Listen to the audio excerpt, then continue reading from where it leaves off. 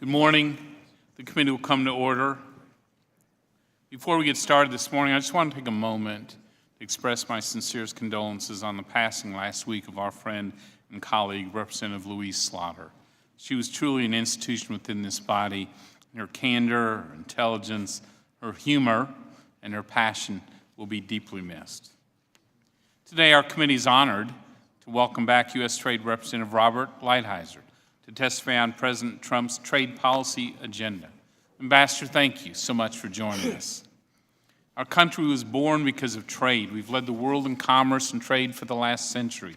Trade's part of everything we do as Americans. The freedom to trade is our greatest economic freedom. It's the freedom to buy, sell, and compete anywhere in the world with as little government interference as possible. Through trade, America's built roads and bridges, towns and cities. We brought peace, freedom, and hope to our people and the nations of the world. At this moment, we stand at a crossroads. If we stand still, or worse, take the path of isolationism, we'll abandon our greatest freedom and the very DNA of what makes us Americans. There's a better path. We're already seeing benefits from the historic tax cuts that President Trump just signed into law, which is increasing America's competitiveness and making us the best place on the planet to do business in. Our trade policy must build on that growth. In a competitive world, it's not enough to merely buy American. We have to sell American to the billions of customers outside America. That's how we help our local businesses and farmers create American jobs and spur American economic growth. Mr. Ambassador, America must continue to lead. We lead and Americans win when we open up markets for our products and services through high standard, ambitious, and enforceable trade agreements. This has to be our top priority. If we don't break open new markets through trade agreements with countries like Japan, the UK, and the Trans-Pacific Partnership 11, we'll be left behind. China and Europe will write the rules, and they'll cut American producers and workers out of other markets. We can't wait any longer while others pass us by. I strongly support President Trump's request for TPA renewal. I look forward to your report showing how you'll use it to negotiate agreements that are consistent with congressional objectives and good for America, as you've set out to do, Mr. Ambassador. I'm pleased with your progress to modernize NAFTA, the largest and most successful trading relationship in the world. U.S. Trade Representative's Office and you, Ambassador, your team, have worked tirelessly to achieve bold and ambitious standards. I'm hopeful we'll be able to vote on and pass a new modern NAFTA for America by year end. That said, the road ahead isn't easy. Congress wants strong protections for intellectual property, increased market access for our dairy farmers, and an end to Canada and Mexico's harshly restrictive customs barriers, such as unreasonably low de minimis levels. We need workable solutions on rules of origin and procurement that recognize how Americans benefit from global supply chains. Otherwise, we lose out to China. I also caution that any agreement without a binding dispute settlement, including investor-state dispute settlement, won't find sufficient support in Congress. Congress explicitly set out this requirement in TPA, knowing it's the only way to hold trading partners accountable, to make sure that strong agreement you negotiate, Mr. Ambassador, our trading partners will be held accountable. America must also lead on China. China's chronic oversupply in steel and aluminum has put many Americans out of work and companies out of business.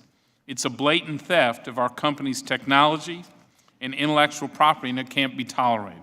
I believe strong enforcement is needed, and I appreciate President Trump's leadership on holding China accountable. But we can't do this alone. If we hurt our allies, America will ultimately lose.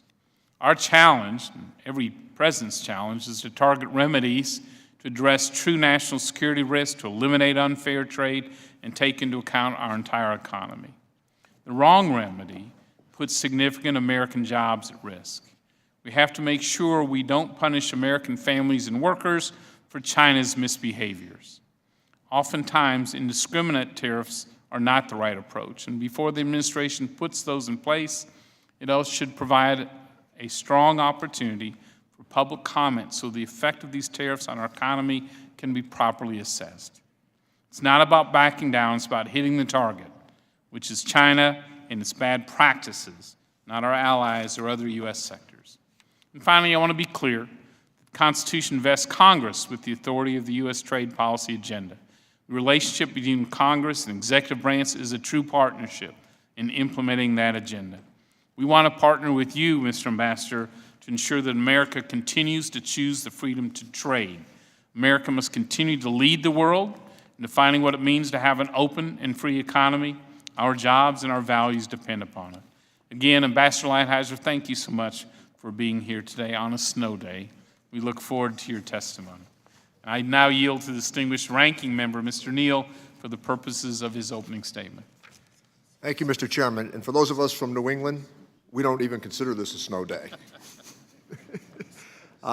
Thank you, Mr. Ambassador, and I want to welcome you on behalf of committee Democrats. Today's hearing is an opportunity for us to hear from you and you to hear from us about all of the activity that is happening on the trade front. Over the past year, we've seen a great deal of activity and commentary from the administration. You are currently in the process of renegotiating NAFTA to update it and, more importantly, to rebalance it.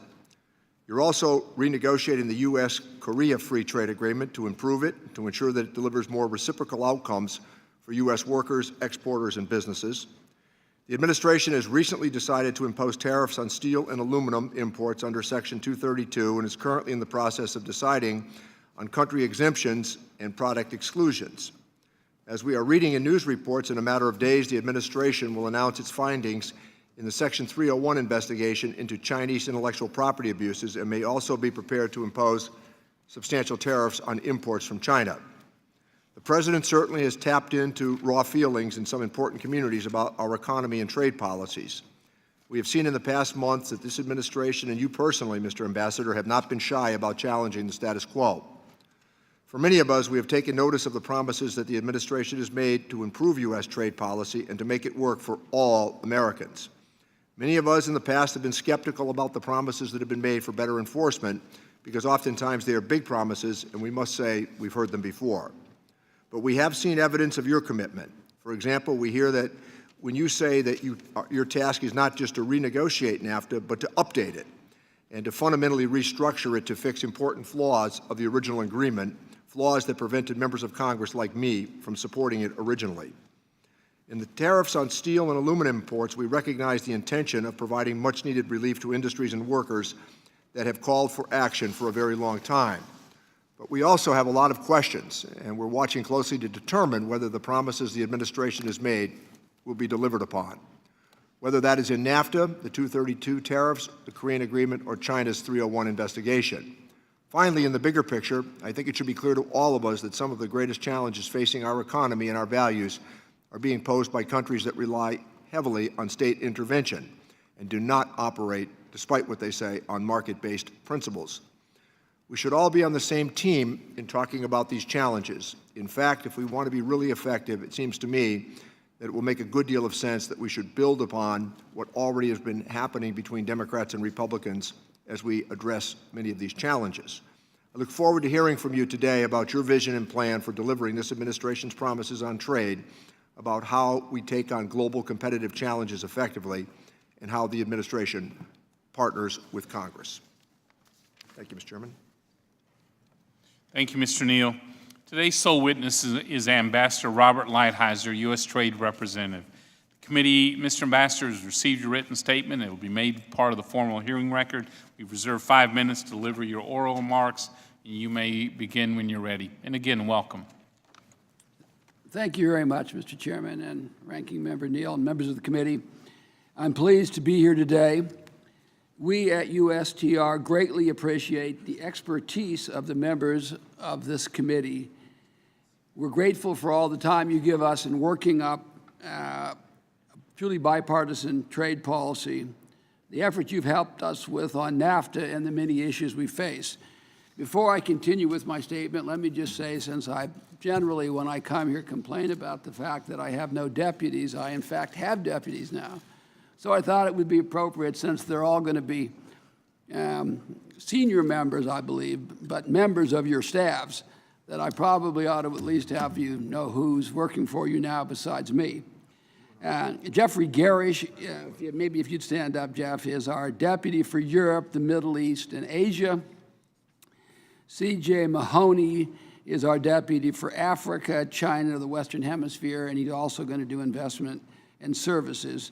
And he will be our transparency officer. You'll recall that we selected an appointed official as our transparency officer. So those are the two people that I wanted you to focus on, if you would, since they're brand new. First, I would like to draw the committee's attention to the fact that this year the trade deficit in goods and services rose to $565 billion, and in goods alone it was 81 $811 billion. Of course, these numbers, there are lots of causes for these numbers, but the President believes, and I also agree, that longstanding trade deficits to some extent reflect market distortions and that they're having a negative effect on U.S. workers and businesses. We also, of course, have a massive trade deficit with China, which we ought to speak about at some point, of $375 billion. So the numbers essentially got worse last year. I know that members have a variety of views on these figures, but the President believes that they raise significant concerns. They indicate that sometimes the global rules of trade make it harder for U.S. companies to compete and specifically to export. Trade deficit also indicate that in the United States, the cost of globalization are falling more heavily on blue-collar workers. And this is something that is bad for the economy and bad for the society. Finally, they tend to undermine the support for the global trading system. So trade deficits are a problem. Quickly, I would outline the President's trade agenda. First, we at USTR will support the President's national security strategy. If you haven't looked at that, I would recommend it to you. That means that our trade policy will help to build a stronger America, preserve our national sovereignty, respond to hostile economic competitors, recognize the importance of technology, and seek opportunities to work with other countries that share our goals. Second, for U.S. companies and workers to be competitive in overseas markets, we need a strong and robust economy at home, and I commend the committee for the work they did on the tax cut bill. Third, we are negotiating trade deals that will work for all Americans. As members of this committee well know, the President directed us to seek significant changes to NAFTA. We have already had 7 rounds with our partners in Canada and Mexico, and I believe that we've made a great deal of progress. We've also begun discussions, as most of you know, with South Korea on updating course. Now that we have a full team of deputies, we intend to aggressively pursue other potential free trade agreements. We have a trade working group with the United Kingdom. We have told Japan that we're interested in having a free trade agreement with them at the appropriate time. We are prepared to explore the possible countries in Africa and South Asia who might be appropriate for us to enter into free trade agreements. And as you said, Mr. Chairman, the President has asked for the extension of Trade Promotion Authority to accomplish this. Fourth, we are enforcing our trade laws. The President indicated he would use all available trade laws to defend U.S. workers, farmers, and ranchers against unfair trade, and he is, in fact, doing that. Finally, we seek to reform the multilateral trading system. For too long, the WTO has failed to promote trade liberalization. Too many WTO members view it as a litigation forum and not as a negotiation forum. In short, USTR, under the direction of President Trump, is seeking to build a better, fairer system of global trade that will lead to higher standards for all Americans. Thank you, and I look forward to taking your questions, Mr. Chairman. Thank you, Mr. Ambassador, and thank you for introducing your chief negotiators. Mr. Neal and I did send a letter to the Senate after your last testimony discussion with us, urging the Senate to move, so we're pleased to, in a bipartisan way. Let me just say that I view that as unprecedented and extremely helpful, so I'm very grateful to the committee for intervening in that process. No, look, you need a full team. USTR is a very small and nimble agency, needs everyone on board at this critical moment. So congratulations on that. So I'm convinced NAFTA, done right, can create incredible job growth and paycheck growth for America, our farmers, our workers, our local businesses. I think it is a modern NAFTA. Is our #1 economic priority this year. And I believe not only will it grow jobs in America, but when combined with our trading partners, can make our American businesses and farmers more competitive against China, Europe, and the rest of the world. I want to ask you a question about that in a moment. But first, let's start with the steel and aluminum tariffs. We strongly support President Trump's efforts to target unfairly traded steel and aluminum. But as you know, we've made it clear it's important that we allow fairly traded steel and aluminum to move forward. It's critical for nearly every economic sector in America. In the President's determination was included an exemption process for countries to negotiate with you, Mr. Ambassador, and the President directly in order to address transshipment issues, multinational efforts against China's unfair trade practices, and strengthening America's national security footprint. Can you give us an update on the exemption process? Thank you, Mr. Chairman. As you say, the President did set in force a process that would allow products to get out in specific countries, in specific circumstances, and that's something that's being handled by the Department of Commerce. And then USTR, working with all the appropriate agencies, including the Department of Commerce, is working on this question of country exemptions. So initially, the NAFTA countries are out of the 232, subject to certain conditions and subject to a successful NAFTA negotiation. So that's the first part of it. We have a similar circumstance with respect to Korea because we're in the process of renegotiating KORUS. I guess I have to be careful because we're not using TPA. I won't say renegotiating, but refurbishing perhaps KORUS. But we're talking to the Koreans about KORUS. There have been other countries that have come up and that I believe we are in the process of talking to now. Australia, Argentina, and the EU, I would put in those categories. There are a couple of there have been a number who have asked, a great number, as you can imagine. Another one that we will, I think, soon begin talking to is Brazil. But there are a number of countries that have come forward, and they're in various levels of the process. The kinds of things we've talked about, well, maybe I'll let it go at that, Mr. Chairman, and then follow up on the criteria later. If you Great, thank you. What's the time frame for those discussions and on ultimate decisions roughly?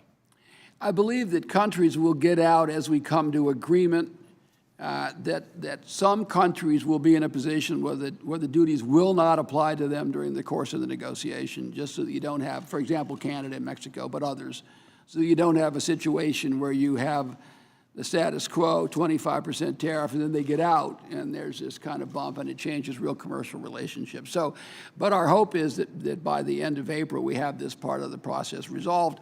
Having said that, the President has the authority at any time during the course of the program to let people out if he thinks it's in the national economic interest of the United States. And those discussions are ongoing? Yes, sir, they are ongoing. Thank you. So let me turn to NAFTA for a final question. You know, I'm confident you and your team are going to negotiate a pro-growth NAFTA that makes America stronger economically. To do that and to maximize the economic growth from our now one of the most competitive tax codes in the world, to maximize on that, we need more customers. And many of those customers live outside the United States. Many of them are in Mexico and Canada. And when we compete and win on a level playing field, we grow American jobs here. But to do that, we oftentimes have to invest in those home countries to compete and win against China, Europe, and the rest of the world. But if that investment in those countries is to benefit America, our investors have to receive fair treatment from other governments. And many countries don't provide basic, substantive, or procedural protections for American businesses. That means American investors have to rely on the investor-state dispute settlement process to ensure that they're treated fairly and they aren't discriminated against in these other countries, that the rule of law, the property and investment is protected as it is in America. And without ISDS, Americans' property is left unprotected against discrimination, foreign seizure, regulatory abuses, and other forms of unfair action. This issue is basically a question. When other countries treat American investment unfairly, who has their back? The answer should be America has their back. I'm deeply concerned about reports Mexico and Canada have begun negotiating bilateral ISDS provisions without us because USTR has said it doesn't want to participate in that. Mr. Schweikert from Arizona has led a letter that many of us have signed now, signed by 103 Republicans, affirming that inclusion of a strong ISDS is essential in the NAFTA agreement. Mr. Ambassador, we've had many discussions about that. This is a key part of passing a strong NAFTA agreement that we're convinced you'll negotiate well for us. So, how do you square USTR's current proposal against the congressional objectives that are in law and that 103 of us have, as of today, said are crucial for passage of this agreement? Well, thank you, Mr. Chairman. Yes, I'm aware that there is some controversy surrounding ISDS. You picked up on that? Yeah, I have picked up on that. I would say this about it, first of all, that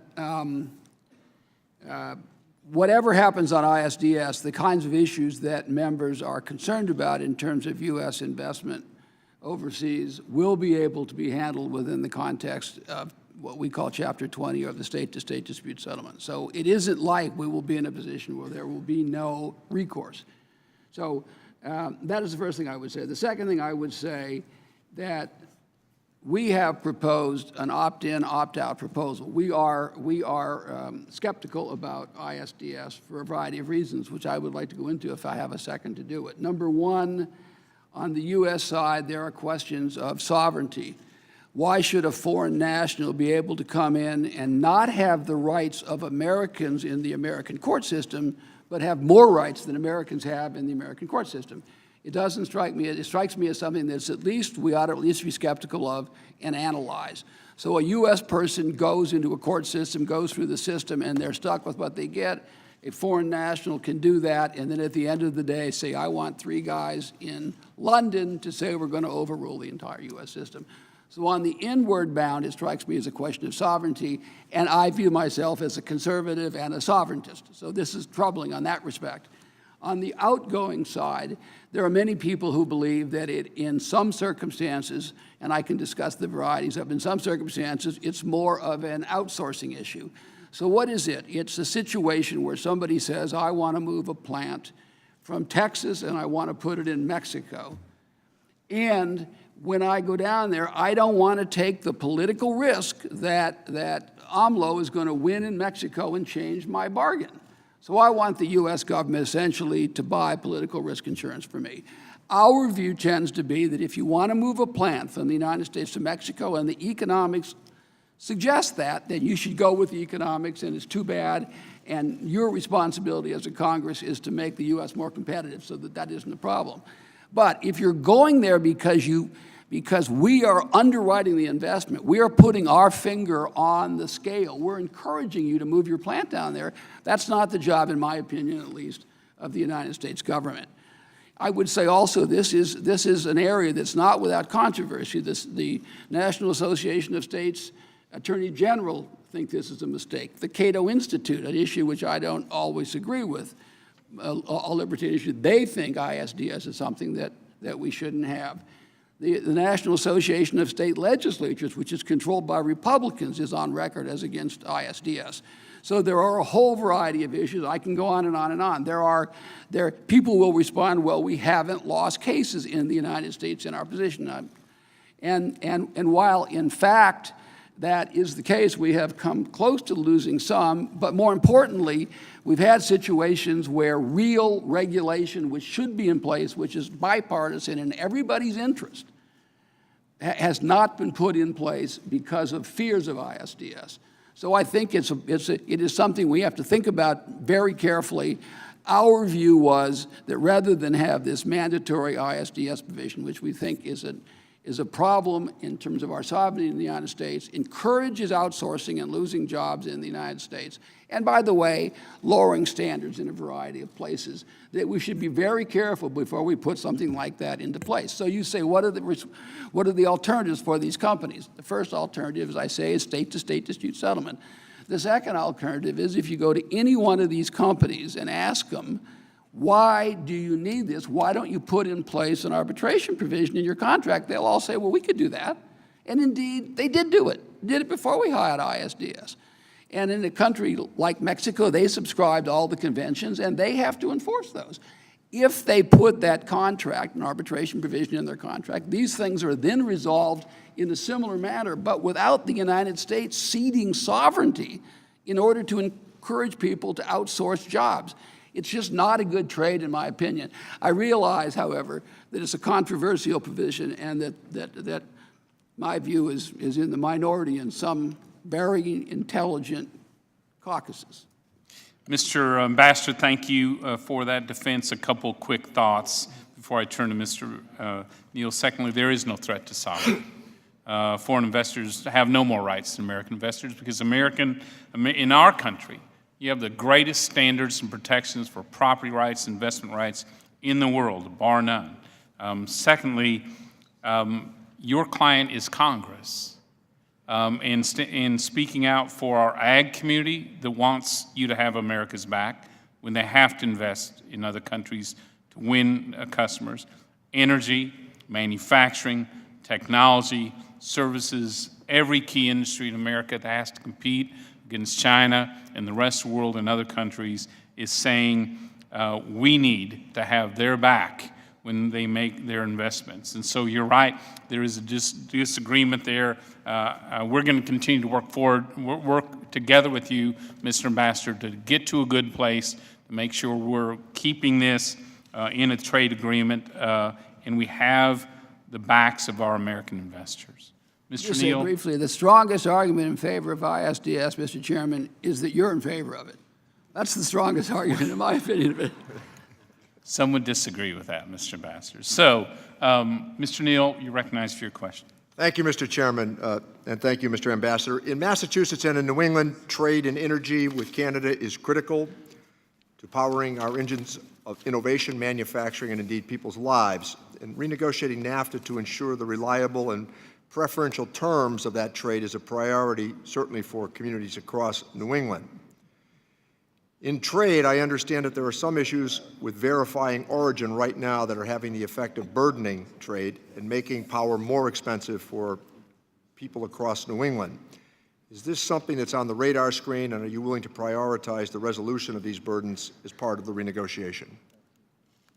Yes, Mr. Neal, they are, and free flow of energy is something that I've testified before, and I know that I believe that the committee is universally in agreement on that provision, and we certainly support it, and we're aware of your situation, and it's something that we're concerned about. Thank you. China. As I mentioned earlier, we're reading about substantial tariffs on a wide variety of consumer product imports from China that will apparently be announced before the week is over. Can you talk about the goals of the administration and what you're trying to achieve through Section 301? And do the goals in China's abusive practices correspond to the types of products that you are thinking of subjecting to tariffs? Whether it's in electronics or toys, iconic companies in many of our districts and consumers that rely upon them and enjoy these goods are profoundly concerned that some of these penalties will end up penalizing them as well. And can you talk about, from your perspective, what makes sense for our economy, or are we simply proposing to discipline China?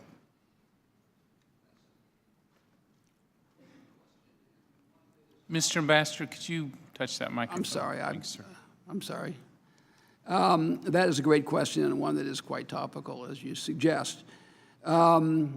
The President is going to make a decision, I believe, in the very near future on this issue of this 301, which we started in August, and which has been very thoroughly examined at USTR. We've studied it, we've had hearings, we've spent thousands of hours reading tens of thousands of pages in Chinese. We have studied with American companies. And our view is that, and once again, there's no decision until the President makes it. But our view is that we have a very serious problem of losing our intellectual property, which is really the biggest single advantage of the American economy, in my opinion, is our intellectual property and our ability to generate new intellectual property. We are losing that to China in ways that are not reflective of the underlying economics. So it's an enormously important issue. I'm happy to talk about it at some length. We think it is perhaps the most important thing that will have been done in a long time in terms of rebalancing trade, and trade specifically with China. This problem of intellectual property with China has been something that's been going on for a long, long time. If you look back in George Herbert Walker's presidency in 1992. 1991, there was a 301 on the Chinese basically not protecting intellectual property in China and taking the technology. 1991. We had another one in the Clinton administration, both of which didn't really amount to much. We had a third one in the Obama administration where there was cyber theft in an agreement. Of course, none of this changed any of the activity in my judgment. So the question becomes, one, do you think there's a problem? It strikes me as without question clear that there is. Do you thoroughly study it, which I believe we did? If there is a problem, if it's so important to the economy, what are the likely remedies that you would have? The remedies, in my judgment at least, would be, one, doing something on the tariff front, and two, doing something on the investment front, and then perhaps other things, because these are the crucial areas where it comes together. In terms of what you would do on the tariff front, which was your specific question, the USTR has the power at the direction of the president to raise tariffs in these circumstances. The way we would approach it if the president should make this decision is, one, to study it. We have an algorithm which will decide the extent to which there is a problem among things that are quantifiable, because it's a huge number of things that are not quantifiable but are worth hundreds of billions. But you take what you believe is quantifiable and you come up with a number. Then you apply tariffs to that number. The process that you would use, presumably, would be, one, you would develop an algorithm that'll put maximum pressure on China, minimum pressure on U.S. consumers, and then there are certain products which are clearly high-tech products which are in the focus point of this. And the combination of those two would be the kinds of things that you would decide to put tariffs on if you were going to do it, and then you would take additional action. Now, I can go through at some detail if the committee wants to do it now or at another time. I know this is a matter of great interest to the committee, and I'm happy to talk about it now or just beyond that, or just go on and wait for other members to ask questions. It's up to you. Thank you, Mr. Ambassador. Thank you, Mr. Neal. Mr. Johnson, you're recognized. Thank you, Mr. Chairman. Ambassador, welcome. As you know, I flew F-86s in Korea and had my share of dogfights over there, and that's a dangerous area of the world. And one of our allies, South Korea, needs to know that we've got their back. As you may know, I voted for the U.S.-South Korea Free Trade Agreement back in 2011, and since that time, hundreds of thousands of jobs have been created right here in America from the trade agreement. In fact, over 40,000 jobs in Texas are directly tied to that agreement. By the way, according to your own agency, exports of goods have increased as a result of the agreement. So as the President looks to renegotiate this trade agreement, I'd like to express my support for doing it in a way that strengthens the alliance with South Korea. Mr. Ambassador, can you give me an update on the South Korea negotiations, and when will they wrap up, do you think? Well, yeah, thank you very much. So we are in the process of having discussions. The President announced his desire to update and rebalance to the extent we can, not using TPA. So it's a more limited kind of a negotiation. Several months ago, we spent the first several months with the Koreans going through their process to get a mandate from their own legislature to discuss it. We've now had several rounds. The Korean minister, Minister Kim, is in town right now. I think we're down to the last few issues. I'm hopeful that we'll be able to come to some agreement that will make the committee happy. And in addition to chorus, of course, we're also talking about steel and aluminum because it has now come up. And in the opinion of many people, Korea is a particular problem in the area of steel primarily. But we're trying to work our way through all of those things. I'm hopeful that we can make headway on it. And it certainly is my objective would be to get a good amendment, a good agreement, to have amendments to the agreement that will satisfy this committee. And I think we're moving in that direction right now, Congressman. Thank you, sir. I'd like to take my remaining time to highlight the importance of NAFTA for Texas and the nation as a whole. As you know, over 1 million jobs in Texas are supported by trade with Canada and Mexico, and nationwide, this trade supports nearly 14 million American jobs. That's a lot of American workers, and while I support the efforts to update NAFTA, I'm concerned by the proposed sunset clause. I don't think that's good policy necessarily. Businesses need certainty. Can you tell me what the status of the proposed NAFTA sunset clause is, and what are you trying to accomplish with it? Absolutely, Congressman. So the way the sunset clause works is that at the end of 5 years, the president would make a decision as to whether or not the agreement should continue. It would not require congressional action. It would not be a difficult decision. The thought behind it is, number one, we have a number of members in this committee, particularly on the Republican side, that believe we ought to be sunsetting things. So I would have thought this would have been something that would be consistent with that.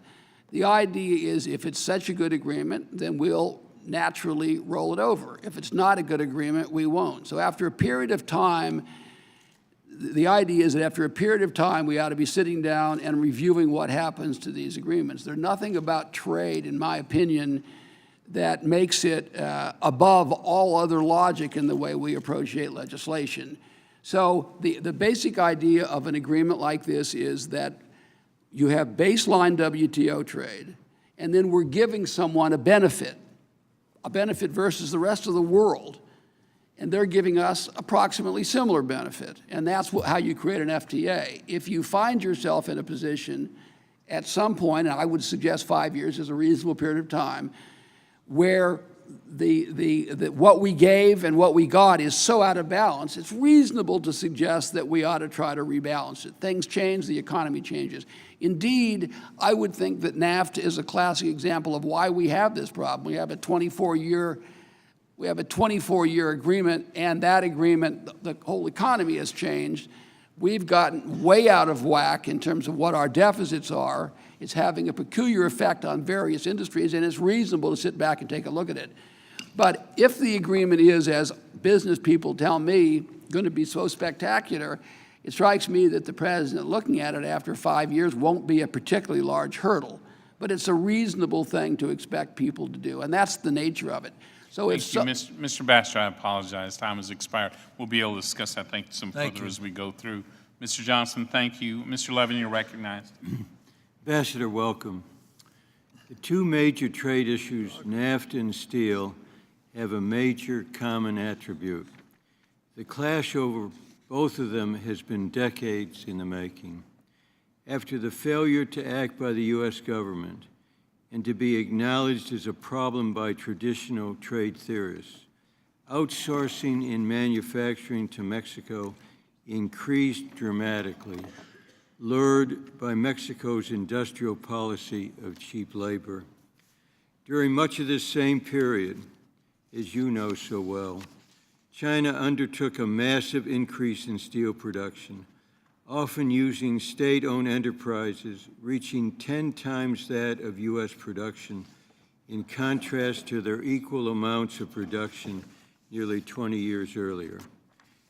The impact in the industrial sector from these two developments was loss of middle-class jobs and suppression of wages. In both cases, the response was the lack of any coordinated action in this country, either handcuffed by allegiance to theories ill-equipped for the realities of rapidly advancing globalization, by a willingness to settle for talk in conference after conference, or by putting profits over the personal impact on working families. This created a vacuum. Like any problems left to foster, it has made it more difficult to remedy them effectively and responsibly. They must be. As to steel and aluminum, I suggest we all look at a recommendation in the recent remarks of AFL-CIO President Rich Trumka, where he said, and I quote, these tariffs will be most effective if used strategically targeting China and other countries that are the source of the problem. In fact, instead of retaliating against the U.S., as some have threatened, our allies should work together with us to address this global glut that threatens our economic and national security. As to NAFTA, there cannot be a successful renegotiation, Mr. Ambassador, which I believe most Democrats want, unless the central problem, as we have discussed, is fixed. Mexico must tear down its structures of an industrial policy built on suppressing its workers that impacts American jobs and wages. Instead, there is evidence that in its Congress, Mexico is now moving backwards. Mexican workers today often make less in real dollar terms than they did 25 years ago, and less on the average now than those in China. I recently met 2 workers in Mexico from the auto parts industry who said their take-home pay was 75 cents an hour in one case and $1.25 in the other. The President has spoken about this suppression. Now he must deliver. Mr. Ambassador, we've talked about this, and are you now addressing this problem? Steel we'll talk about tomorrow with the Commerce Secretary, though you're an expert. In terms of Mexico and their industrial policy, their endless so-called protection agreements, where are the discussions? Well, thank you, Congressman Levin. As you know, every time I've testified here, I've taken the position that wage increases in Mexico are in the U.S. interest. It's better for our own competition. It also creates customers for us. So it's something that we have as a priority. I think that in the Mexican political system, there are a number of people who agree completely with that process. So, I mean, with that thought. We are in the process of having these negotiations, really even as of today. My focus has been on trying to get to a position where Mexican workers actually vote on, have real secret ballot votes on their collective bargaining agreements. And if Mexican workers have real votes and they decide for bad contracts, that's none of our business. But it is reasonable for American workers to expect that there will be a process whereby Mexican workers have this. Good. Let me just say on ISDS, and I'll finish with this and there'll be discussion. It's an important issue, and when we raised it in TPP, Republicans just sat doing nothing. But it isn't the basic problem in terms of Mexico. They are using monies to lure industry, not cracking down on American investment. Gentleman's time has expired. Mr. Nunes, you're recognized. Thank you, Mr. Chairman. Ambassador, welcome and congratulations on finally getting your deputies in place. And I want to go first into another region of the world, and that's Asia. You've talked a little bit about what you may do in the coming weeks. And I can assure you that we have tremendous concerns about investment that's being made here in the United States, buying up companies, stealing our intellectual property. A lot of that's not actually being done through trade. It's just the way that they make investments into the United States. And on the Intelligence Committee, we continue to investigate that. And we have legislation pending in the Congress now on CFIUS reforms as it relates to some of these concerns we have with what China is doing here in the United States. I would also submit that I heard you, I think you've talked a little bit about the Philippines, possibly Vietnam. Perhaps another direction that we can go in the coming weeks and months would be to look at, is it possible to do bilateral agreements with the Philippines, Vietnam, fixing the South Korean agreement, possibly Japan? And I don't know if you can comment on any of those negotiations, because I know you're in the middle of them, but in terms of planning for the Philippines and Vietnam, I'd be very interested in. Thank you, Congressman. First of all, the issue of Chinese investment in the U.S. is, as I say in the 301, is something that we're completely focused on. In my judgment, this is going to help to define whether or not we have all succeeded or failed in terms of what we were sent here to do. And any members who are not on the Intelligence Committee, I hope they access themselves to the information the Intelligence Committee has, because I think in making these judgments, it's really important that you know the basic facts. Having said that, now that I have a deputy, I've spoken generally about the idea of having a bilateral agreement or an FTA with some of these people in that part of the world, in the Pacific part of the world. Some of the TPP countries, but also some others who weren't in the TPP, like the Philippines. So Ambassador Garish, my deputy, is going to undertake to do a thorough study of that, both within the administration, but as importantly within Congress, to find out where the targets are. We have spoken and thought ourselves about the Philippines as a reasonable first step in that direction. It's extremely important that we have a positive agenda. It's extremely important that we show that part of the world that we're very interested in them. Besides the Philippines, which is kind of a smaller kind of a deal generally, smaller economy. You mentioned Vietnam. Vietnam is one that there's been a number of members and people in the administration and also thinks we ought to be moving there. Each of these has their own kind of complications, of course. Japan, we've indicated that we are interested in, at the appropriate time, having an FTA with Japan. Right now, I believe it's not that time. Japan is in the process of having the TPP become implemented, and it was just signed on the 8th of this month. So there's a kind of a process there, but they're very much aware that we think having a closer economic relationship with them is in our interest and is in their interest. Well, Ambassador, thank you for that. I appreciate that, and I'd be willing to work with you on any of the countries in Asia that you'd be interested in making bilateral agreements or beginning the discussions at least.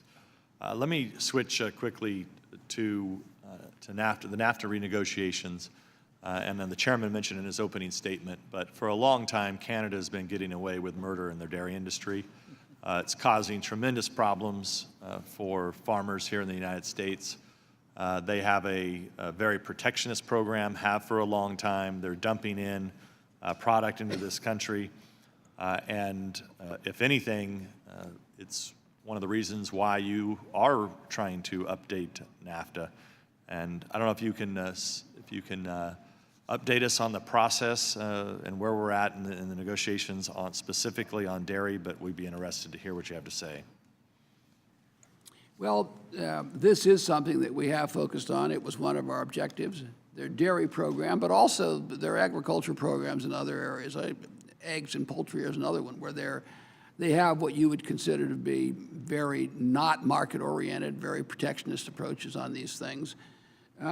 It's difficult for them to change their policies in these areas because they're sensitive, just like they are in every single district in America. Having said that, it's a very high priority to make changes in the Canadian dairy program so that we have the kind of access that U.S. farmers did have, and even greater access. So it's a high priority. I'm hopeful that when we put the final deal together, it's something that we make real headway on. Thank you, Ambassador. Thank you, Mr. Chairman. Thank you, Mr. Nunes. Mr. Doggett, you're recognized. Thank you, Mr. Chairman. Thank you, Ambassador.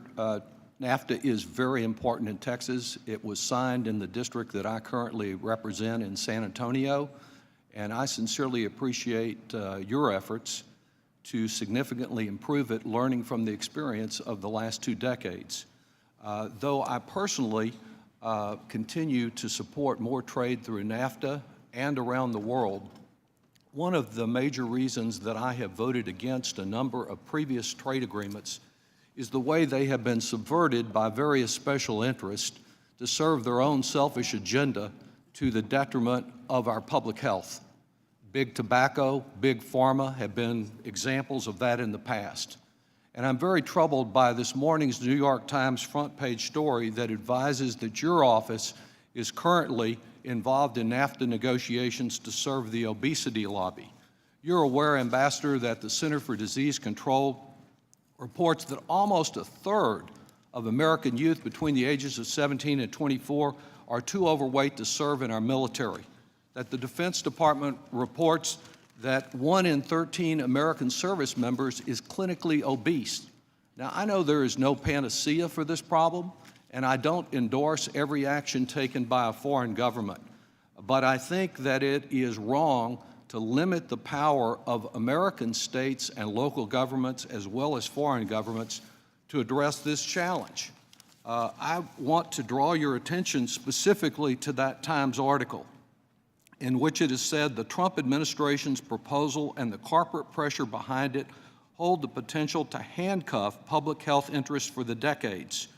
The American provision seeks to prevent any warning symbol, shape, or color that, quote, and this is apparently drawn from the documents you're advancing, inappropriately denotes that a hazard exists from consumption of the food or non-alcoholic beverages. Is it correct that your office is urging adoption of that provision as a part of the NAFTA renegotiation? Well, first of all, I'd like to put my office on the record as being against obesity. I'm glad to hear it. The question is whether you're against things that prevent us addressing that problem. And if you're supporting this provision, you're certainly not. Well, I guess I would say, Congressman, that for us, it is slightly more nuanced than that. Well, just answer first, is this a provision that's being advanced by the American government now? The idea is, yes, the idea of putting limits on the ability of countries to put warning labels or symbols on products is something that we are concerned about. So it is accurate that this provision, the language that I just read to you, is being advanced by our negotiators? I can't comment on the exact language that's in the statute. I don't have, what's in the article, I don't have the article in front of me. But the issue is one that we're concerned about. The other side, your point is an excellent one, and I agree with it. On the other side of it, there are lots of examples of countries that are using this loophole to basically create a protectionist environment. So we have that's why I say it's more nuanced from our point of view. We have companies that come in with products that literally they're on shelves with no wrapping on them. There's a kind of an extreme between one way or another. This can be used as protectionism. To the extent it's used as protectionism, we have to be very careful of it. We certainly do, and I'll welcome any further written answer you might have. I want to turn to investor state because there is one that I applaud your answer to the chairman. When he asked the question, who's got our back? The corporate lobby basically wants it to be three lawyers operating behind closed doors as much as possible. We know from the Bilcon case that corporate interest went around Canadian law with rights they couldn't have there, and they're only asking for $500 million now because they were denied the right to expand a quarry. I hope you will stand firm for protection of American investors, but not a mechanism that allows them to invade our sovereignty, as you correctly noted, and to subvert and undermine health and safety regulation. There is no reason foreigners should be given more rights than American citizens and American companies have, and that's what's happening through the investor state mechanism. You are right to be skeptical on it, and I hope you will continue to urge that position, because if we don't see some genuine reform of the investor state mechanism, renegotiation of NAFTA will not have met the objectives that you set out initially. Thank you, and I look forward to your further response about this very troubling issue on obesity. Yeah, I will do Thank yes, you. sir. Mr. Riker, you're recognized. Thank you, Mr. Chairman. Ambassador, thank you for your time today. Mr. Chairman, may I just ask unanimous consent to put the Times article into the record, as well as the earlier stories from the Times about Mexico and Chile? Without objection. Thank you. I'm sorry, Mr. Reichert. That's okay, Mr. Doggett. Ambassador, thank you for being here today, and welcome to Jeffrey and CJ. I look forward to working with all of you and your team. I know that you and I have a few shared priorities, including successfully updating NAFTA and combating unfair trade practices. And as I said, I want to continue to work with you to accomplish both. In doing so, we should build upon our work done during tax reform to boost the competitiveness of American workers and businesses. Even though I'm very appreciative of your, as some has defined, unconventional approach, I still have concerns about several actions that have been taken by the administration that I believe could undermine the good work that we've accomplished through the tax reform effort. To successfully update NAFTA, our farmers and manufacturers require certainty. I know you're keenly aware of that, and accountability. They need to know their investments will be protected and the agreement will be enforced. They need to know that they can rely on this agreement. In targeting unfair trade practices, we must take a targeted approach and work in cooperation with our global partners. We cannot take actions that put our consumers, manufacturers, and exporters at risk. I am deeply troubled by the questions that remain with Section 232 exclusion process and the possibility of tariffs from Section 301 investigation. It is American manufacturers and consumers that will be hurt by an ineffective exclusion process and the placement of tariffs on imports. I implore you to think about my constituents, for example, the family in Maple Valley who will face higher prices, the manufacturer in Auburn who will pay more or lose access to imported parts, and the Apple exporter in Wenatchee who will suffer from retaliation. We must also begin to focus on opening markets. As our trading partners move forward without us, our farmers, workers, and businesses fall behind. Whether it's dairy, wine, potatoes, wheat, or tree fruit, Washington's producers will lose market share in their, to their foreign competitors without new trade agreements. Trade agreements ensure Washington's businesses are treated fairly and can sell their high-quality products around the world. I believe the U.S.-Korea Free Trade Agreement is an example of a successful agreement for America and for the state of Washington. I do agree with you, however, that Korea's implementation of the agreement has been disappointing and that any remaining issues related to Korea's implementation need to be resolved quickly. I am glad to see the Chorus committee system being used for this purpose. Of course, the downside to using the joint committee is that there is less transparency surrounding these discussions. Maybe with Jeffrey and CJ's help, we can lend some transparency to the process. So I recommend and would strongly suggest, Mr. Ambassador, that USTR publish detailed negotiating objectives in Chorus to signal to the public the changes that you are seeking within that agreement and those talks. Can you comment on the transparency of the process and maybe providing those detailed negotiating objectives? Do you have a timeline on that? Well, first of all, I agree that Chorus is an important agreement. On the issue of transparency, I guess I would say since we're not using TPA, we don't have that statutory umbrella. What I've tried to do is, to the extent possible, talk to members, and I'm happy to talk to any members individually or in groups to talk about this. It's not always a good idea to talk openly about negotiating objectives and certainly negotiating tactics. But from the point of view of the United States, we are troubled by implementing a whole variety of implementing issues. We are troubled by the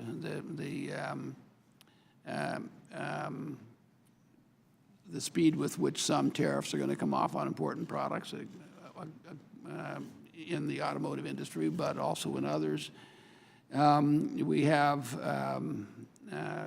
issues with currency. We have a variety of issues. I'm happy to talk to members about this. In terms of publishing something, it's probably unlikely that I'm going to do it. My hope is that what we will do is talk privately to members and have some kind of an agreement in principle quickly. My objective is to try to do this as quickly as possible with as little disruption as possible. And it really is why we decided we were better off limiting what we were going to do, not go through the TPA process and overload the system, and just try to work with members and deal with this on a smaller level in a smaller way than a normal big agreement would be. But to the extent members view themselves as not knowing what our specific objectives are, I'm happy to talk to members and look forward to doing that. My hope is this is a process. It comes to a conclusion fairly quickly because I think it's having negative effects in a lot of different ways. Thank you, Mr. Ambassador. Mr. Thompson, you're recognized. Thank you, Mr. Chairman. Mr. Ambassador, thank you for being here this morning and taking our questions and hearing our concerns. Mr. Ambassador, I'm pleased that you acknowledged not only my colleague, Mr. Nunes' issue regarding dairy, but also went on to talk about other agricultural problems, eggs and poultry. And I want to ask you, though, about the U.S. wine exports, because they continue to face some highly burdensome trade barriers in Canada. Canada's discriminatory policy in British Columbia, Ontario, and Quebec are restricting market access for American wine and giving Canadian wine producers a real competitive advantage against us. And as you know, you and I have talked about this before, USTR requested WTO dispute settlement consultations with Canada on the British Columbia matter last year, but that really hasn't yielded any resolve or any benefit. And since then, Australia has also launched its own complaint on discriminatory practices affecting Australian wine exports. And in addition to that, we have another agricultural problem with China, and that's our ongoing effort to get exported U.S. rice into the Chinese market. For 10 years, we've been trying to find some equitable resolve to that issue. We've had promise after promise, but still those markets haven't been open to us. So I'd like to know what it is you're doing to make sure that U.S. wine exports are treated fairly in Canada, and what you're doing to make sure that U.S. rice exports are treated fairly in China. Thank you, Congressman. I would say, first of all, the wine problem is exactly as you say. It's just rank protectionism at the provincial level in Canada, and it's something that, in fact, is spreading. As you say, we brought a WTO case against them. WTO cases take time. We're in the process of aggressively litigating that action. Having said that, we're far better off trying to resolve this issue in the context of a NAFTA negotiation. It's more likely to have a near-term solution that's satisfactory to the industry. So it is something that we are negotiating on. Our hope is, with respect to that, we can see improvement in the NAFTA talks, and that's other than telling us that you're working on it, are there any specifics? Is there any progress that you can report? Well, it's one of these issues that, and there are a number of them in this category, that you won't know whether you're making progress until you get to the end. If you look at the kinds of issues, it's the tough issues, it's IP issues, and it's agriculture issues that are sort of brought together at the end of an agreement, because no one's going to say they're going to do anything in that area. So you go through and you make progress in 30 or 33 chapters. When you get to the ag one, there's just no progress. You talk it through, and the reason is that no one's going to make any concessions there other than as part of a final agreement. Having said that, I believe we will make headway in this area. How about China and the rice? Well, on China and rice, we have two WTO cases, as you know, on China and rice. It's another example of both on the subsidy side, but also on the market access side. They're not doing what they, in our judgment, are obligated to do. We're pursuing those, and we'll retaliate. We'll do whatever is required. But I'm not.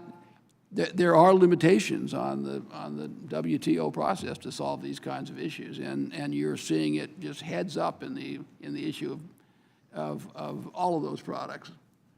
Well, I guess it's certainly frustrating to have been trying to deal with this for quite some time now, and even more frustrating now to hear that we don't know until we fix it. And as I point out, the China problem with the rice has been going on for 10 years.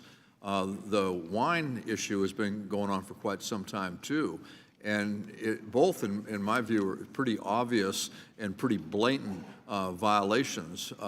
And I guess I'd like to hear more about what we can expect.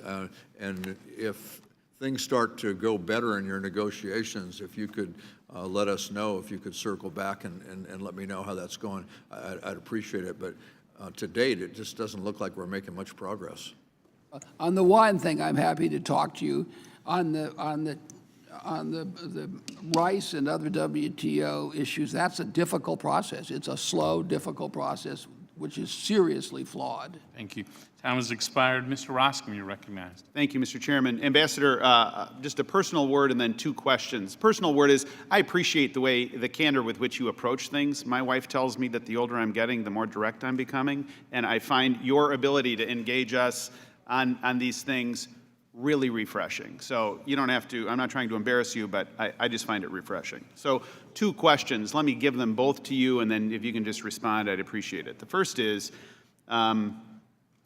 shifting gears on 232, and press is reporting, and I don't need you to comment whether this is true, but they're saying, well, there's all these criterion by which you're evaluating these country decisions, and they're all rational as far as I can tell. You know, a country's participation in other questions as it relates to trade and so forth. Here's my question. With Ukraine, for example, are you considering the strategic interest of the United States as it relates to changes for Ukrainian steel? Ukraine is in a situation under incredible pressure, incredible duress. It's been a country that's been invaded by Russia. We've got sanctions on Russia. You know the whole story. So is there a national security element to your consideration? That's question number one. Then shifting gears entirely, question number two is, as it relates to catfish, this is not an unfamiliar issue to you. We've got a situation in the United States where there's double evaluation, or, you know, U.S. FDA has a program and Ag has a program. It's pretty ridiculous. And there's a number of us that are trying to correct that. So my question is, can you speak to how the catfish issue in particular has an impact on the negotiations? Well, let me say, with respect to the first element I've outlined, and we didn't put it on our website, we find that if we say something to anyone, it's in the paper, so it saves the issue of having to actually type things on your website. Everything becomes public in 5 minutes. We have criteria, and one of the elements, of course, is the national security interests of the United States. So we do have that as an issue. The final criteria is that the president makes that judgment. And that's a kind of a broad decision on his part. He defines national security in the conventional way, but also more broadly as affecting U.S. economic security as part of national security. And you'll see that's a theme that's run through the national security strategy. It's run through our trade agenda. It's run through the entire administration. The national security is defined broadly, and the United States can't defend its allies or itself unless it has a strong economy. So that's something the president has broadened. The issue of the Ukraine specifically, there clearly are national security issues why that would be a consideration. I would say the likelihood at this point right now is that we're starting to defocus more on trade and economic issues once you get below a threshold of national security interests. And of course, it's clear that the Ukraine meets that threshold, but there are a lot of other issues that will probably be more difficult for them to do it. So I guess that answers that. On the question of catfish is a problem in our trade negotiations in some areas. We do have a complicated regulatory process in the United States. We've had cases involving people critical of our system as being basically a protectionist system. On the other hand, we do have a situation where in some other countries there are legitimate health issues. So it's a kind of a complicated issue. It is one that we are familiar with. I would be misleading if I suggested it rose to the level of some of these other things. But to the extent it does for you, then it does for us, and we're happy to work on it. And to the extent we can have an influence on your effort to sort your way through this, to try to clean it up, we're happy to have our people do it and to work with you on it. Thank you. Mr. Larson, you're recognized. Thank you, Mr. Chairman, and thank you, Ambassador. Along the same lines, with respect to Section 232 with regard to aluminum tariffs, but perhaps a scene through the eyes of people downstream who are impacted. Now, I represent a district that hails many manufacturers, including Pratt & Whitney, Hamilton Standards, Sikorsky, Kaman, General Dynamics, and throughout the state of Connecticut, precision manufacturers, the downstream, people who will be impacted and have grave concerns about the impending tariffs. One such manufacturer, Jarvis Airfoil, in my district, makes compressor and turbine blades for jet engines, and they were asking me this recently about what can they expect, and here's the questions, and I couldn't agree more with Mr. Roscom about your candor and your ease of going through a number of these issues, but from their perspective, not only is, and I appreciated the national security interest when you talked about what is the criteria for exempting countries, but what is the timeline for exempting countries?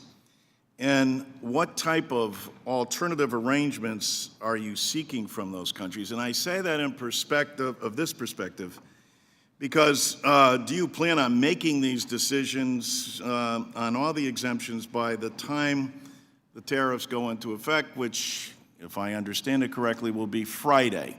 And so you can imagine the intensified concern that creates about that large supply chain, not to mention, of course, the manufacturers themselves in general. And I'm wondering if you might give us more clarity on that. Yes, sir. First of all, these matters are a balance in terms of the consumer impact and the producer impact. And this is something the President and the people in administration have tried to balance. In terms of the aluminum generally, it's a pretty clear case that the U.S. industry is under assault and is really close to being completely destroyed. 90% of the primary aluminum is coming in through imports. I mean, it's a very, very serious problem, but that's not in any way to minimize the effect it's having on consumers. So in terms of it's what the President tried to do was balance. In terms of the effect, I mean, the timeline, our hope is to get these things resolved by the end of April. So I'm to assume from that with respect to making decisions on all exemptions by the time tariffs go into effect on Friday would not be the case. You're shooting for April? Yeah, that's correct. I would say there'll be two categories of countries, and setting aside your constituent may very well have a product exclusion issue. So and I'm sure he knows that, and he's doing whatever he's going to do, and he may very well not have a problem on that. I'll submit that to you in writing, and if you can respond on that, I'd appreciate that specific concern. Thank you. Yeah, no, I would like, and that's important. I want, and that's being done at the Department of Commerce, but we will certainly be a part of the process to the extent it helps your interest. So in terms of the countries, you'll have a certain group of countries, I believe. Now, once again, there's been no decision, and there is no decision until the President makes a decision. As far as I'm concerned, when he signs something, there's a decision. But there are certain countries, the principal examples, of course, of which would be Canada and Mexico, where during the process of this negotiation of trying to decide whether they're going to get out of this, and I should say get out means they can't be in a position where they get out and take advantage of all the benefit. It doesn't go to U.S. producers, so there'll have to be some limitation on their own shipments, but presumably not one that's a problem. During the course of that process, with respect to certain countries, the tariffs will not go into effect. That's how I envision it. Now, whether this happens, it's up to the President, but I envision it during the course of this negotiation between now and the end of April that those countries do not see their tariffs go into effect. There are other countries that think they should be excluded, that it will go into effect, and it'll go into effect on Friday. And for those people, there'll be more of a disruption. But in terms of access for your constituent, I don't think you're going to see an enormous shortage of aluminum. Now, once again, I'm not an economist, and we can all make our own guesses, but you're going to have a variety of countries. In the case of aluminum, the very fact you're negotiating with Canada is enormous, right, because they're such an important supplier. And the other countries I also mentioned. Those countries will not see an increase, as I believe this will work out. But with respect to the others, you will see a 10% tariff increase as of Friday. Thank you, Ambassador. Thank you. Time has expired. Mr. Buchanan, you're recognized. Thank you, Mr. Chairman, and thanks, Ambassador, for being here today. And I'm excited to see you get some of your team put together. It's been a while, so it's great to have that. Like many of us, I have two situations in our district that I'd like to have you just give some thought to in terms of NAFTA, one good and bad, but I kind of like the chairman.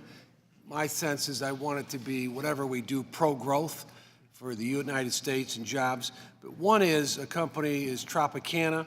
It was founded in my district in the Manatee County, Bradenton area, creates over 1,000 jobs, was acquired by PepsiCo. But in terms of NAFTA, it's been good for them and good for their industry in terms of eliminating tariffs. So that's one thing I'd like to have you just talk about a little bit. Tropicana, basically they're, as you know, an orange juice business. You can't imagine Florida without orange juice. And let me just say also, on the second scenario, as you know, we have pretty much the same growing season as Mexico does. So in terms of the second situation, unfair trade practices, a lot of people feel in Florida as it relates to tomatoes, strawberries, and peppers. It's cost that industry, that business, about $2 billion a year, $1 to $3 billion in terms of unfair trade practices. So I'd like to have you take a minute to address both of those as quickly as you can, because I've got one other question. I'm not very good at the quick part. Yeah. But I'll try to be quick. I'll let you know. First of all, we of course, there's a big advantage one of the principal advantages in NAFTA is the reduction in those tariffs. I'm not sure exactly which tariff we're talking about and what the numbers are, but the reality is if we end up with a successful agreement, the tariff benefit will be preserved. So I think that will probably be less of a problem, and it's more in favor of them saying we want to get NAFTA through, and that's a provision that I'm aware of. The seasonality is provision is an important and significant and controversial provision.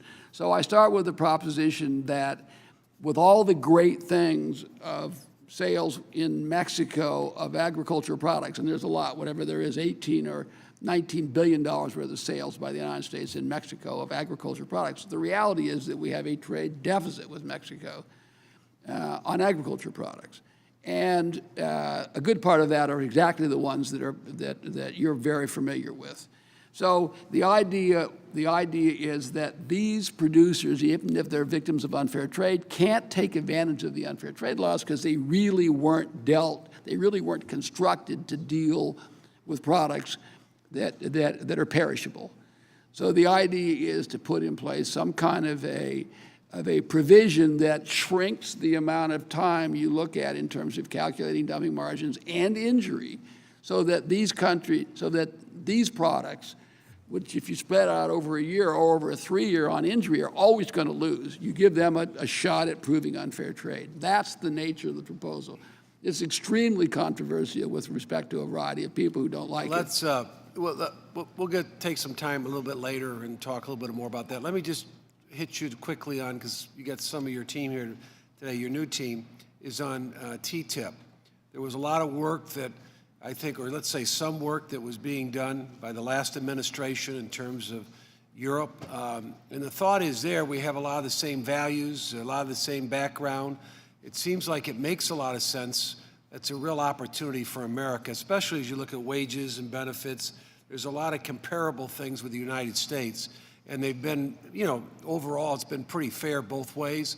So maybe you can comment on that now that you've got a little bit more of your team in place. Well, thank you. I will. It is something that we have looked at. Clearly, making headway with Europe is a top priority. We have, with the European Union, a $150 billion trade deficit. After China, it's literally our biggest problem. And it's basically Germany 60, Ireland 38, Italy 30, and France and then 15, and then everyone else we're basically more or less in balance with. So it is a problem. Making headway in that area is very important. It's something we are looking at. They're a little bit in flux right now. But I think making headway on Europe is a high priority. It's clearly something the president wants to do. And whether it's in the form of TTIP, which some people think is is more cumbersome than we need, or in another form, your point is one that we completely endorse and think that we have to make headway on that front, and I believe will make headway. Thank you. I yield back, Mr. Chairman. Thank you, Mr. Buchanan. Mr. Kind, you're recognized. Thank you, Mr. Chairman. Mr. Ambassador, thanks for your time here today. Really appreciate it. Just a word of advice. When it comes to chorus renegotiation, or however you want to call it, it's much better to have Congress with you on the takeoff rather than just the landing. And we know that we're getting into sensitive discussions with them, but there's been many businesses in my district that benefited under that agreement too, and they're getting nervous about where the stage of these talks are going. And secondly, I'm all for Nafta modernization, bringing it into the 21st century. The global economy has changed. I'm all for aggressive enforcement of our trade agreements, 301 or otherwise. What I have a problem with and what I hesitate about is this go-it-alone attitude with this administration and trying to promote a trade agenda by further isolating ourselves. America first does not mean America alone. There's a huge benefit to having friends and allies around the globe that we can work with in order to establish a trading system that works for all of us at the end of the day. And either this president or this administration has conveniently forgotten or maybe never learned the lesson of our preeminence since the Second World War. It's not only our military strength, but it was our willingness to take the lead in shaping a rules-based global trading system with countries across the globe with shared values. And by isolating us and by demonizing many of our friends and allies with a broad scope of retaliatory action, I think makes our trade agenda that much more complicated. I'm worried about the potential for retaliation when it comes to the steel and aluminum tariffs. I think the whole approach to that was ill-considered. It was chaotic. It was confusing. Now we're going on a business-by-business exemption basis, and now we're going to allow some of our friends and allies to apply for exemptions without clearly defined criteria.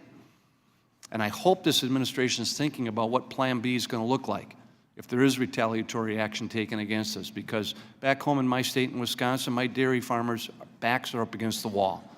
If we lose market share down in Mexico, that could destroy our dairy industry in this country overnight because of the #1 export market being taken away from us. That could cause a lot of problems in the heartland of our country. And dealing with steel and aluminum, for every job that is involved in steel or aluminum producing in this country, there are 200 jobs that are involved in consuming this material. And as we learned from the 2002 steel tariff case, which was quickly rolled back under the Bush administration, the unintended consequences can be pretty severe for many workers, for many businesses and industries throughout our country. So I ask you to consider that as we move forward, and including the 301 approach to China and what type of action they could take against us. But what troubles me perhaps more than anything today, sitting here, is this love affair that our president seems to have with Vladimir Putin. And I come to a very fearful conclusion that the president of Russia owns the president of the United States. And that manifested itself in a telephone call yesterday, where the president called to congratulate Vladimir Putin on a completely bogus and fraudulent election, and then failed to even raise the issue of a chemical weapons attack on one of our allies' soils, Great Britain, and failed to raise the issue of Russia direct meddling in our democratic process as a nation. And so it leaves us scratching our head, just what is going on with this president and this administration in our relationship with Russia. We passed enhanced sanctions last year almost unanimously through the House and the Senate, only to see it sat on with the administration for months before any action was taken with it. And that was problematic and very troubling as well. And right now, I couldn't think Vladimir Putin having a better straw man occupying the Oval Office, given all the missed opportunities that this president has passed up when it comes to standing up and defending our values and our strategic interests throughout the globe against Russia, who is not our friend, and they are not our ally. And yet somehow the president misses this important ingredient. So I was just wondering whether you were part of the economic team involved in the application of sanctions against Russia that was passed almost on a unanimous basis last year by this Congress, and why it took so long before any action was taken on it. Well, thank you, Congressman. Since I only have 18 seconds, I'll just say, with respect to the stuff you're talking about on trade, yes, we're worried about retaliation. Yes, we don't want to go it alone. And with respect to all this Russian stuff, I completely disagree with every single thing you said. Were you a part of that decision as far as the application of sanctions? I'm the U.S. trade representative. I do trade work. I don't do sanctions work. It has nothing to do with me at all, not for 5 minutes in my entire life. But I appreciate you bringing it up. Okay, thank you. Gentleman's time has expired. Mr. Smith, you're recognized.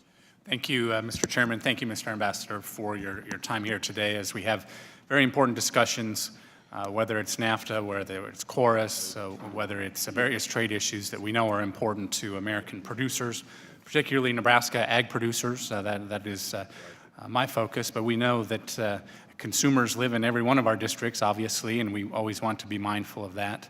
As it does relate to agriculture, certainly I've expressed to you and I've expressed to the President as well, as that as we modernize our trade agreements, certainly I appreciate that. If we could also obviously do no harm to those areas we have done particularly well with, namely agriculture. Energy has been discussed as well. 45% of Nebraska's agriculture exports go to Canada and Mexico, so it's no surprise that NAFTA is important as we do move forward. And I just continue to strongly urge you to keep this in mind of how important these exports are, especially as I can appreciate the need to close the gap, the trade gaps that do exist. One thing, agriculture exports do help us on narrowing those gaps, and I hope that we can continue to expand our international reach and expand international markets for agriculture. Briefly, the President touched on the possibility of re-engaging the countries in TPP. I have two questions. That would be one of them, is if you could elaborate perhaps or reflect on the potential of re-engaging a TPP that, as you know, has moved forward without the United States. And then also the President has touched on the bilateral trade agreements that he would like to pursue perhaps, and if you could also reflect on that and how we might be able to utilize that moving forward, whether it's with Japan or other countries that we would like to see more exports of U.S. products heading in those directions. Go ahead. Good. Thank you, Congressman. First of all,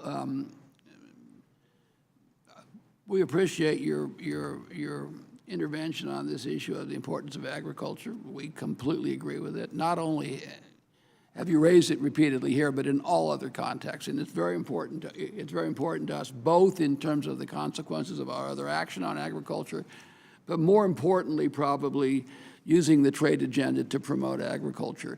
So we sit back and we talk about the fact that we have whatever it is, $140 billion worth of agricultural sales. In most of the markets we go into, we could sell vastly more.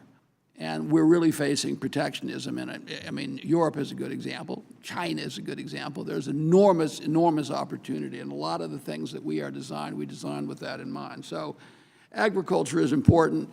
It's crazy to sit back and be defensive in agriculture, however, because the reality is we're being stopped in a lot of places from just local political pressure creating protectionism. On the issue of TPP, I guess I would say the following. So it's complicated to get in and renegotiate that. But if you analyze TPP, you have 11 countries in TPP. With respect to 6 of them, right now, we already have a free trade agreement. So the idea of upgrading that and getting those in a position where you think that what you want is fine. With respect to the other 5, by far the most important is Japan, which we've already raised. So I don't know what the total amount is. Japan is maybe a $5 trillion economy. I'd bet all the rest of them together weren't $1 trillion, because the next biggest one is Malaysia, which is just over $300 billion, and then Vietnam is the next one after that. So I'm saying of the 5, if you got an agreement with Japan, you've essentially solved the whole problem. Certainly, if you got one with Japan, Vietnam, which some people have suggested, or Malaysia, you're basically taking care of 95% of what's outside of the U.S. ambit right now. It's in the TPP sphere. So I think when people think about TPP, sometimes they think of it as something that we're not a part of. We already have FTAs with 6 of these countries, and I'm not to say that they can't be improved, and they should be improved. But the way I analyze it, I say, number one, you have a problem because you want to work it out with Japan, because they're by far the biggest, the third biggest economy in the world, and by far the biggest of those. And then somebody's got to sit down and decide, do you allocate resources to Malaysia, or do you allocate resources to Vietnam? And there are reasons for that. You can argue all of them, and our view is that that's the job this deputy has to do. We have to come to grips with that. The Japan is clear, but the next tier, we have to come to grips with that, and we have to get the opinion of this committee. Thank you. The gentleman's time has expired. Mr. Pascrell, just a reminder, after your questioning, we'll go to 2-1 so we can balance out the rest of the hearing. I'm sorry? After your questioning, we'll move to 2-1 so we can balance this out. Mr. Pascrell, you're recognized. Thank you, Mr. Chairman. Thank you, Mr. Ambassador. I think it's clear after Montreal and Mexico City, and thank you for your indulgences up there, that we're approaching, I think, a culminating part of the negotiations. That's my judgment. We have a lot of tough issues to address. And I quickly went through the document that we're supposed to be talking about today. Part of it is NAFTA. Some of your NAFTA proposals have really challenged the status quo of U.S. trade policy, and I think have been creative in trying to make the agreement work for the many and not just the few. All the boats have to rise. And I have confidence still that you are working to ensure the labor chapter of NAFTA is fully enforceable, building on the strength of the May 10th agreement as a floor and not a ceiling. And I want you to interrupt me if I say something that is not in place. Please feel free to do that. Enforceable labor standards alone will not entirely solve the key driver of outsourcing under NAFTA. We all know that. For 25 years, Mexico has engaged in a purposeful strategy of labor and wage suppression in order to attract investment at the expense of the U.S. and the expense of Canadian workers. And in ways that have expanded poverty for Mexican families instead. The record is clear on this. The numbers are clear. Building a middle-class market for the U.S. exports. You identified in the Trade Agenda report, you said this: since NAFTA went into effect, the gap in Mexican wages and labor productivity with the United States has widened. The OECD, the organization that we know about for many years, reports that the average annual wage in Mexico fell from $16,008 in 1994 to $15,311 in 2016, unquote. I met with the workers in Mexico City just a few weeks ago because reading about it and looking at statistics is very different than hearing anecdotal stories about actual situations that are tangible. And no Democrat and no Republican can deny these. They were in the auto parts factory, many of them, and we're making less than $1 an hour. No options to bargain for better treatment. Both the labor rules in NAFTA and in Mexico, Mexico's own labor law and practice, must be upgraded to make real changes for workers both in Mexico in my district. Do you agree that Mexico has failed to live up to its obligations with respect to NAFTA's labor side agreement? Yes or no? Yes. So please explain how USTR is working to solve the problem of low wages and so-called protection unions, which you've identified yourself, not I, you, in Mexico, and I agree with you wholeheartedly. How are we working to get this done? Explain. I would say, first of all, that while wages have been stagnant, and that was not our expectation at all when we entered into this agreement. If you look at the way it was was clearly sold as wages go up in Mexico. They became customers for us. We get to sell a lot more stuff, and that has not happened. I would say from the point of view of the Mexicans, it has created a lot of jobs, though. Low-income jobs, in our opinion, but a lot of jobs.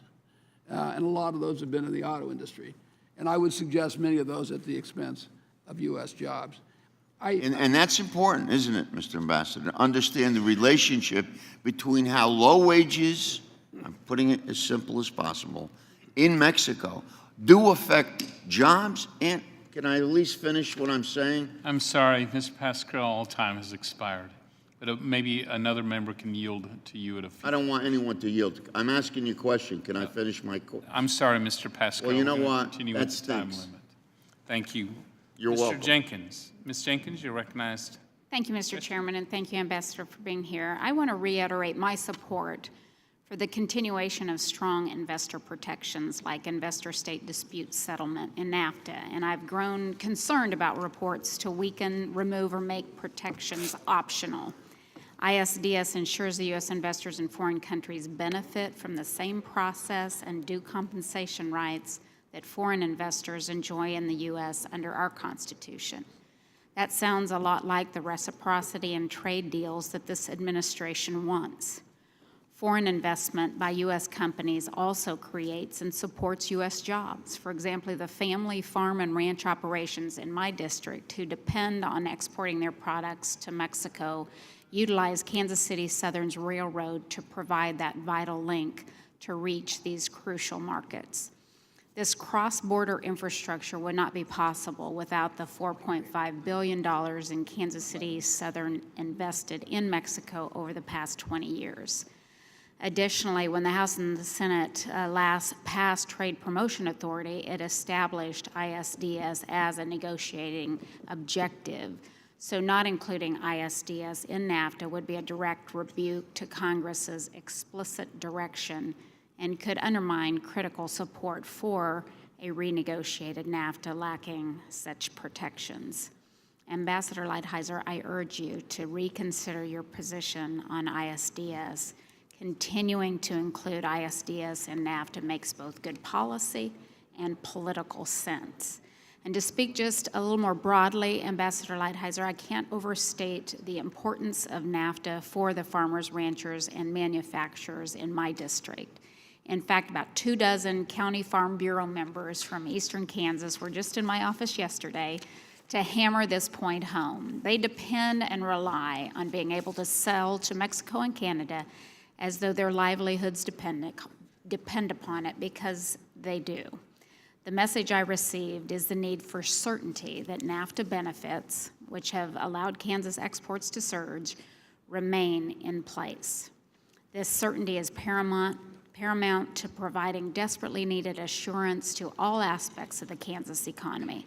The small towns across my district that make up America's agriculture heartland are depending on the administration getting this modernization right and moving on to expanding into new markets and joining new trade deals. That's why I strongly support NAFTA and why I encourage this administration to follow through on its promise of doing no harm. With that, Mr. Chairman, I yield back.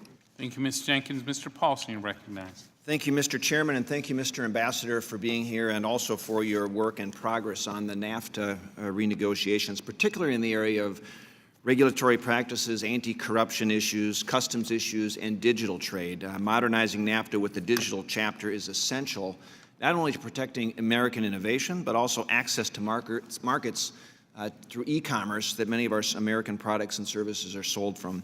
But I got to tell you, the President's decision to invoke a very little-used 1962 law to impose these broad tariffs is creating a lot of uncertainty, and it does threaten to derail some of the economic gains and benefits that we have seen recently in our economy. And it seems like every time now that I speak to a Minnesota company, they have a lot of questions about some of this uncertainty of the current trade climate that we have.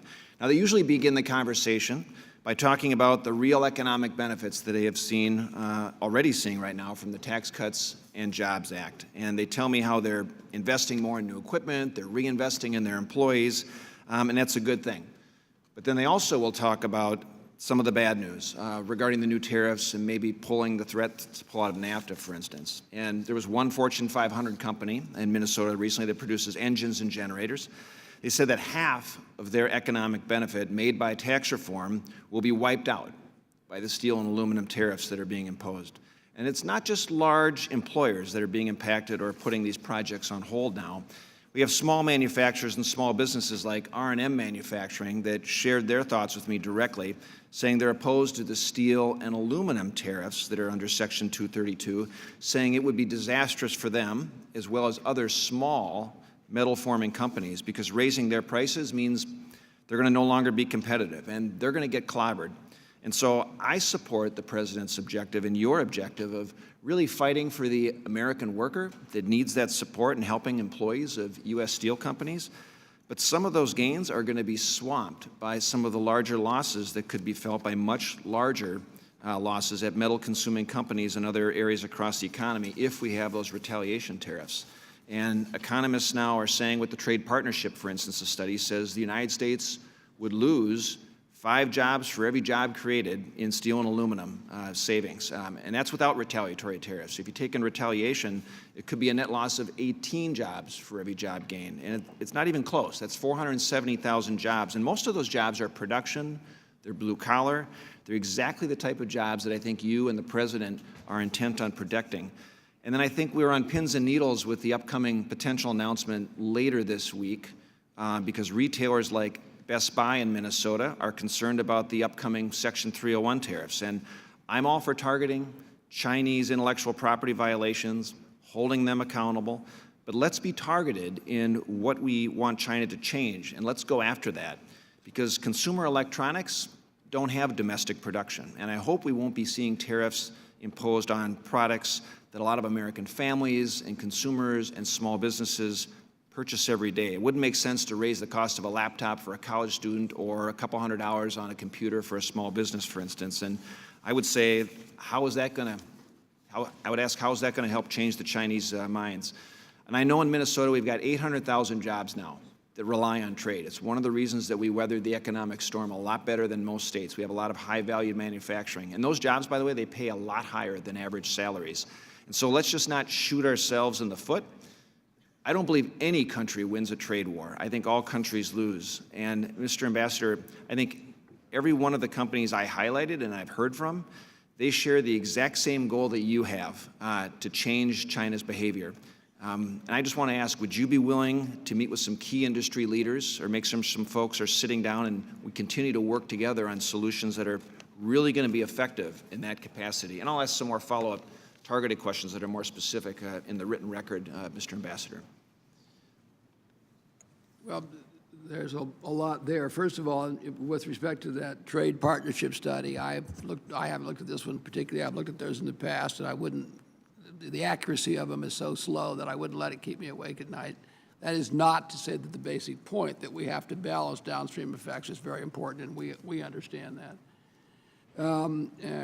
Nobody wins from a trade war. We certainly don't want a trade war. On the other hand, you have to ask yourself, can we go on with a $800 and growing billion-dollar trade deficit? Only a handful of countries in the whole world have a GDP the size of that. So we have to do something.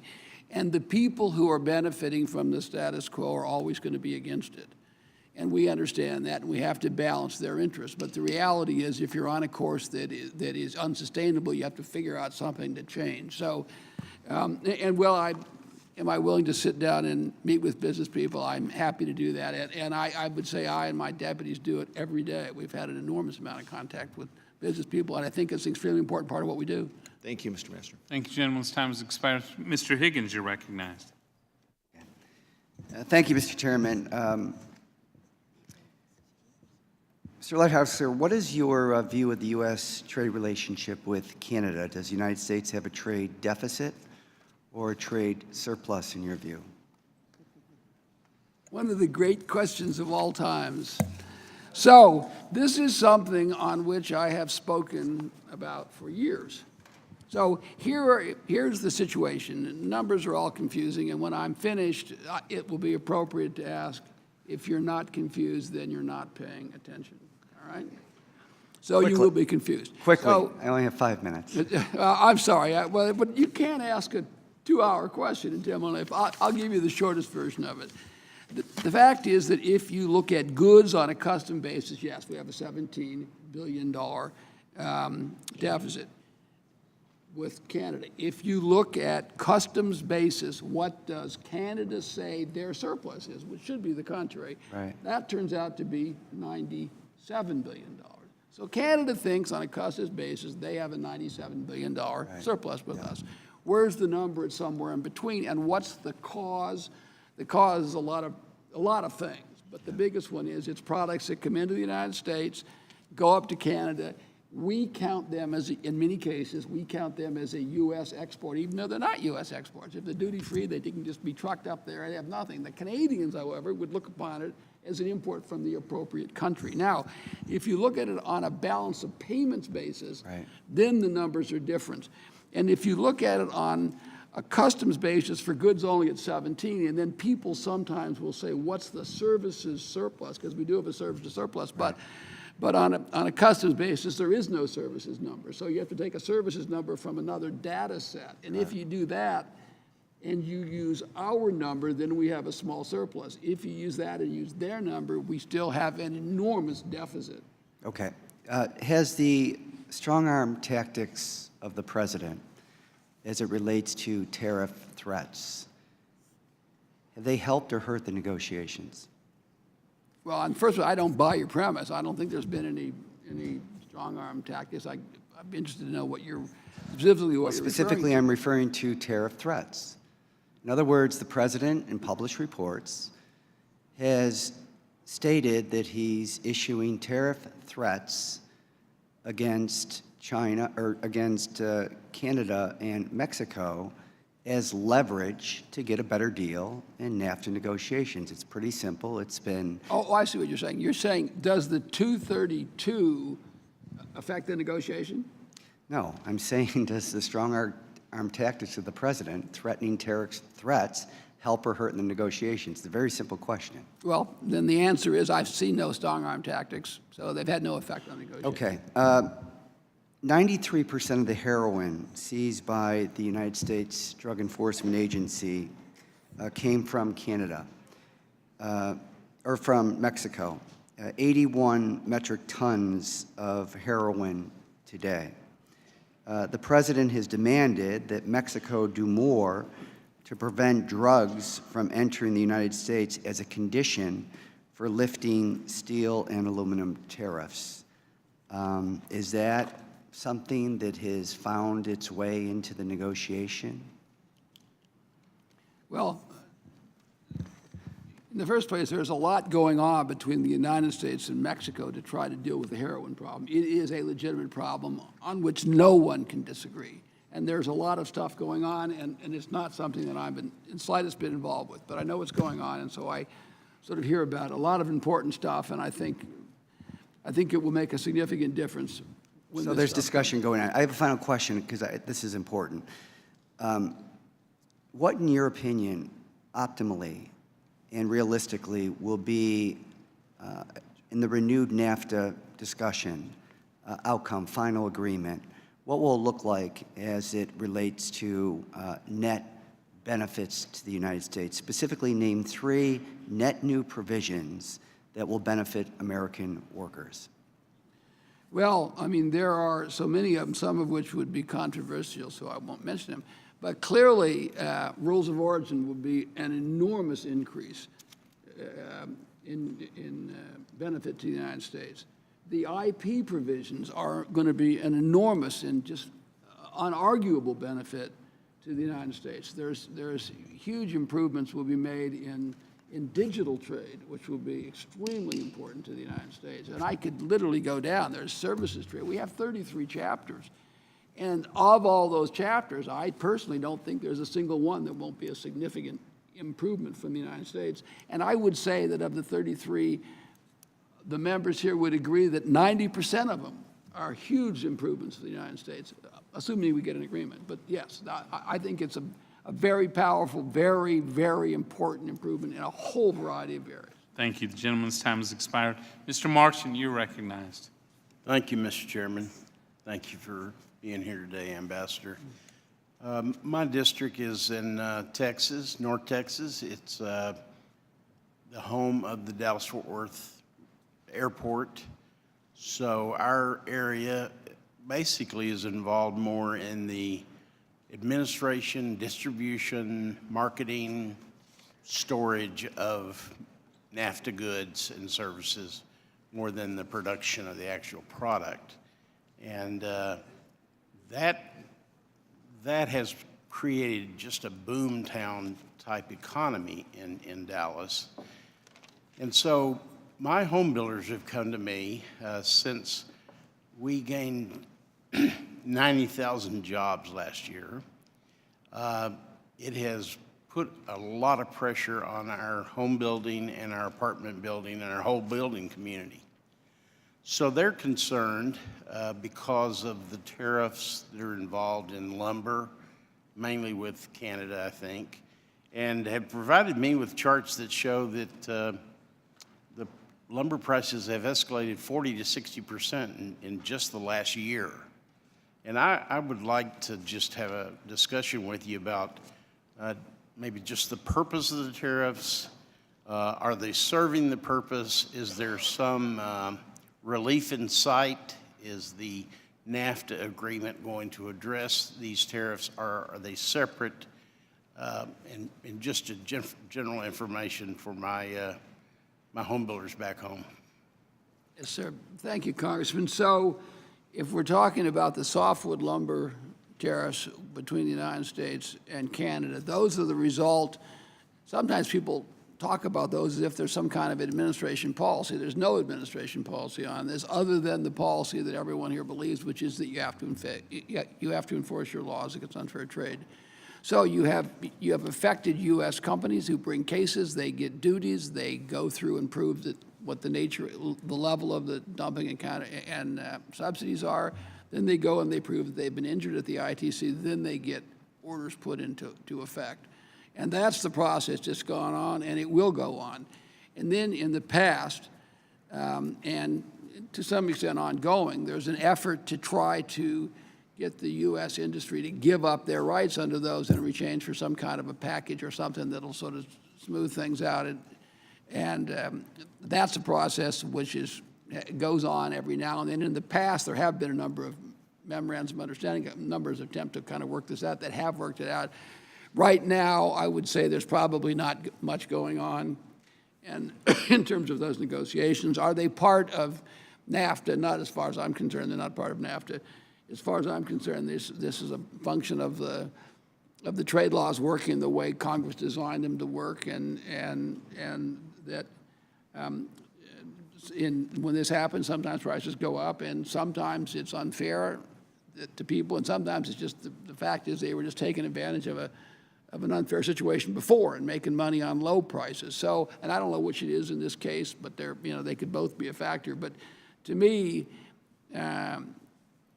it's unlikely, I think, I wouldn't put it at zero, but it's unlikely that I'm going to end up solving this issue or trying to resolve this issue. Right now, the positions are kind of intractable, and the people that brought the litigation have the right, just like anyone else here and any of your constituents are who bring a case and win it, have the right to get the benefit of the lawsuit. Okay, I appreciate your answer. Thank you. Ms. Black, you're recognized. Thank you, Mr. Chairman, and thank you, Ambassador, for being here today. My district and my state of Tennessee has really benefited greatly from NAFTA because it has helped to bring some of the large-scale manufacturing automobiles to the state of Tennessee. It's quite an operation there across our entire state. These operations are tremendously important to our communities, especially one right there in the middle of Tennessee, Smyrna, which is the home of the Nissan plant that produces more than 150,000 automobiles in that plant annually. So it's a big issue for that Middle Tennessee area. There's been considerable press regarding UTSR's auto rule of origin proposal, which, if the press reports are accurate, appears to be wholly unworkable for the industry and could have some perverse effect of costing American jobs rather than creating them, which again is a real concern for us there in Middle Tennessee in particular.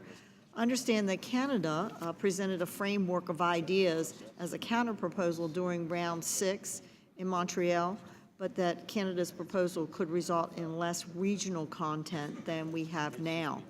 So can you update us on whether Canada has been able to provide additional details regarding their proposal, or whether Mexico has provided its own proposal on the auto's rules of origin? Because it is really critical for our communities like Smyrna, and we need to get it right.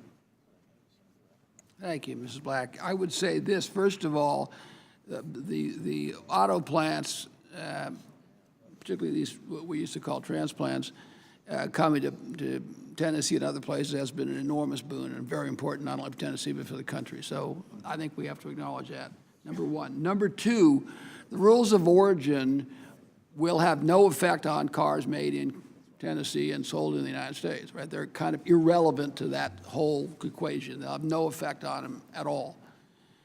What Nissan was worried about is that Nissan would say, I have a plant in Mexico that wants also to sell in the U.S., and that plant, in fact, has very, very little U.S. content.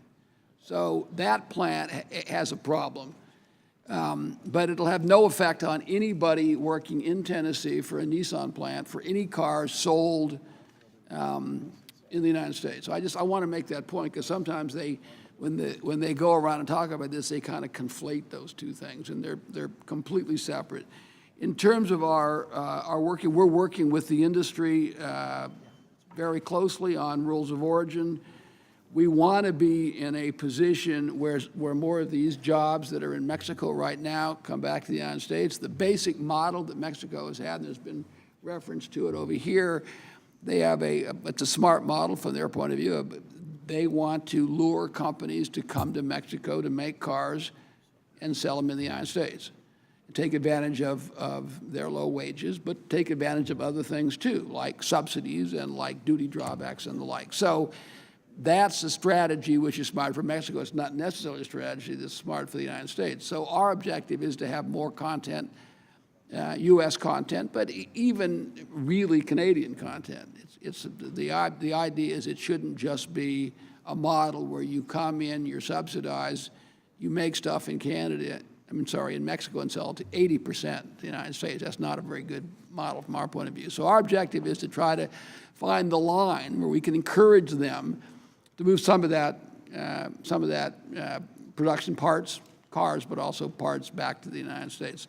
And we're in the process of talking to the companies and trying to do that.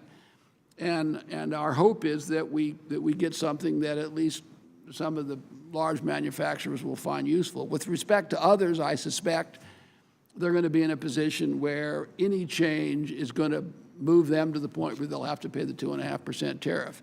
But none of those will be will involve companies, workers who are in Tennessee or in the United States. So I want to just make that clear. But if we're going to improve the situation in NAFTA, we have to get rules of origin to get more jobs to come back to the United States. Will they all come back? No, of course not a chance. But a lot of them can come back, and that's our objective. And the Canadians, to be honest, have a similar objective. They also have been seeing a diminution in their auto industry, and they have a similar objective. And the Mexicans are in a position where they have to balance. Thank you. But we are trying to work our way through that. Thank you. Yield back. Gentlelady yields back. Ms. Sewell, you're recognized. Thank you, Mr. Chairman, and welcome, Mr. Ambassador. Thank you for joining us. I want to spend my time, limited time, focusing on the current U.S.-South Korea trade agreement renegotiations. As you know, auto manufacturing is critical in Alabama's economy. I have a Hyundai plant in my district that employs 3,000 workers and provides many of my constituents with high-paying jobs. Therefore, the U.S.-Korean relationship is very important to Alabamians and especially to the 7th Congressional District.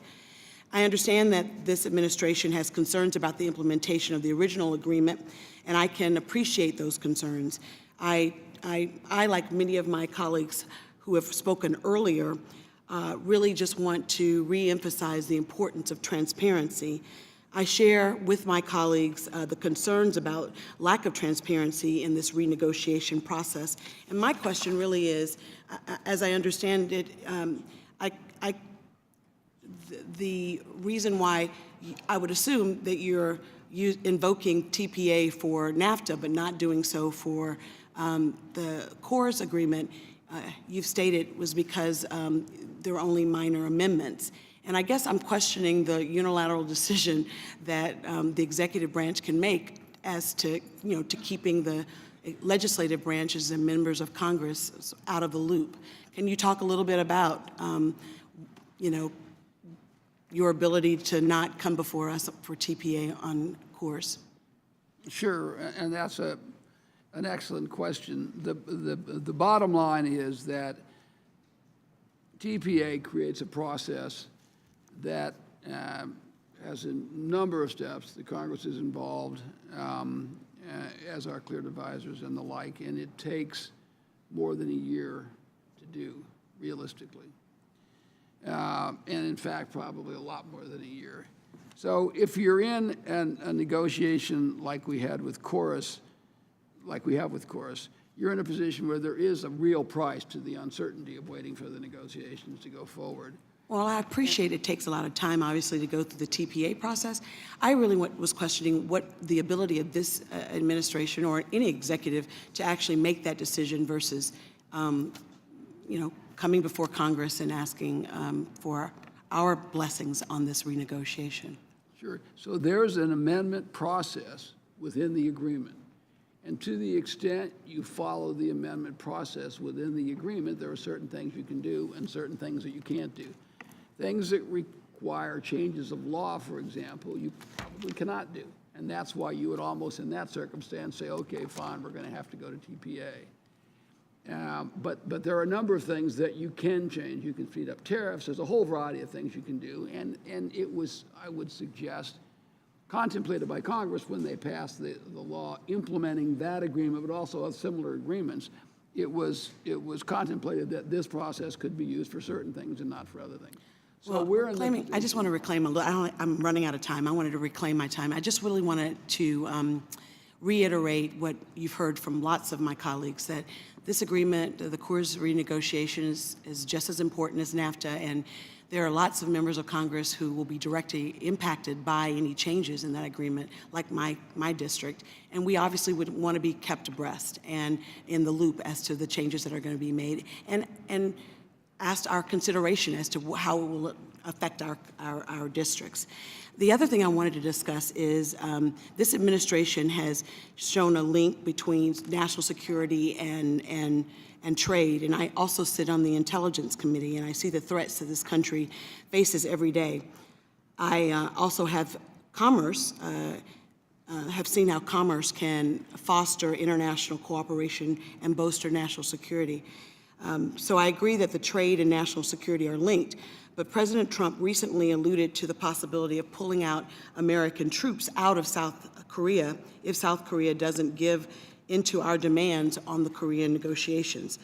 I just want to make sure that, and know your thoughts about how it is we can threaten strategic allies in the process of this renegotiation. I think that there's a balance, sir, that must be maintained when we are renegotiating with our strategic allies, and threats like that I don't think help. Your thoughts about that? Well, I mean, we're in the process of doing a lot of things. We certainly agree with you that South Korea is a very important ally, and they're not only an important ally, but an important ally at a particular spot right now where there's a great deal of vulnerability.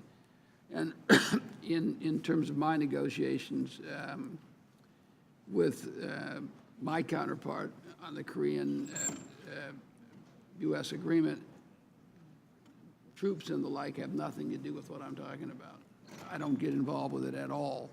Now, there are other people who would say that in other parts of the strategic relationship from the point of the United States that worry about who's paying for what and all these kinds of things. And I know there's a whole world of stuff there that's very important and somebody has to sort out. And Mr. Ambassador, I apologize. The Sorry. time has expired. I'm sorry. Mr. Kelly, you're recognized.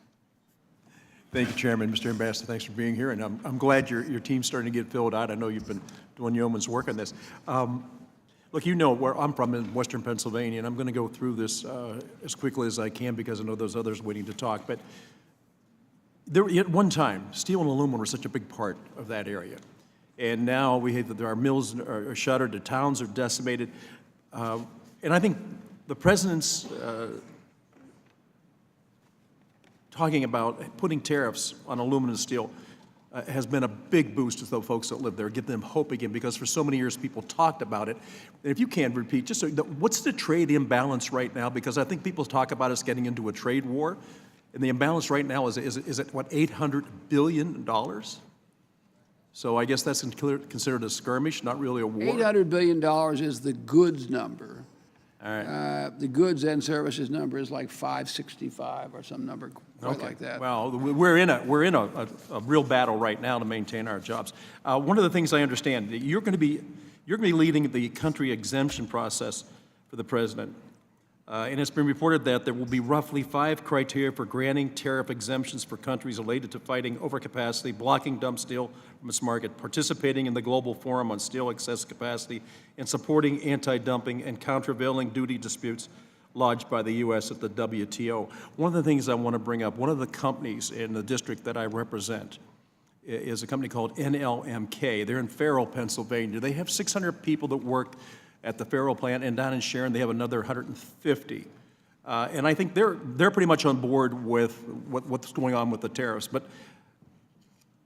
they're a Russian-owned company, and I know this disturbs so many people. Anytime the word Russia comes up, we go running around with our hair on fire. What they're feeling is that any of these tariffs should be applied to overseas companies that have been dumping steel or manipulating currency for years. And one of the men up there who represents the steelworkers, Terry Day, has said that let's go after the people that have been the bad actors. They get the Russian steel in, but then they reheat it, then they roll it out, they make coils with it.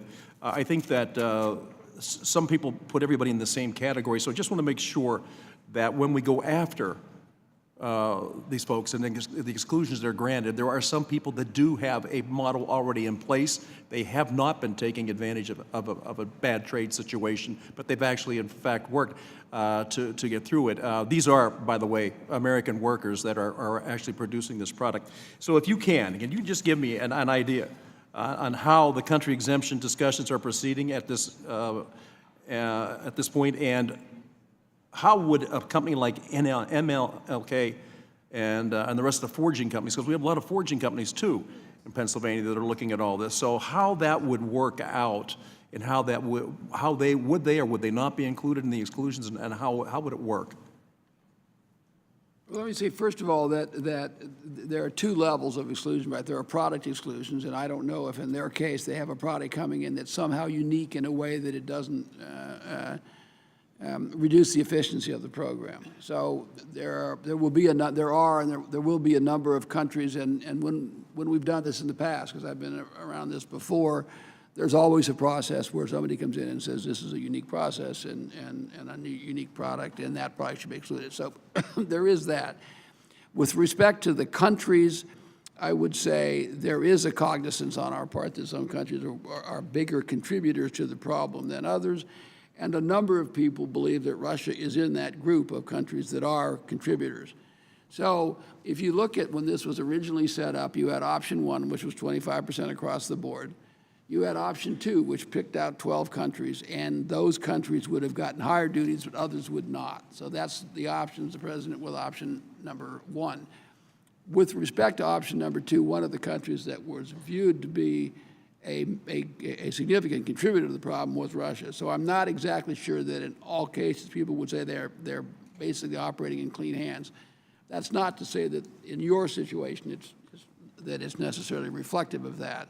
So what these countries tended to be were people that imported product from China and exported product to the United States. So you even had places like with Costa Rica, you had places you think, what? Where does that come from?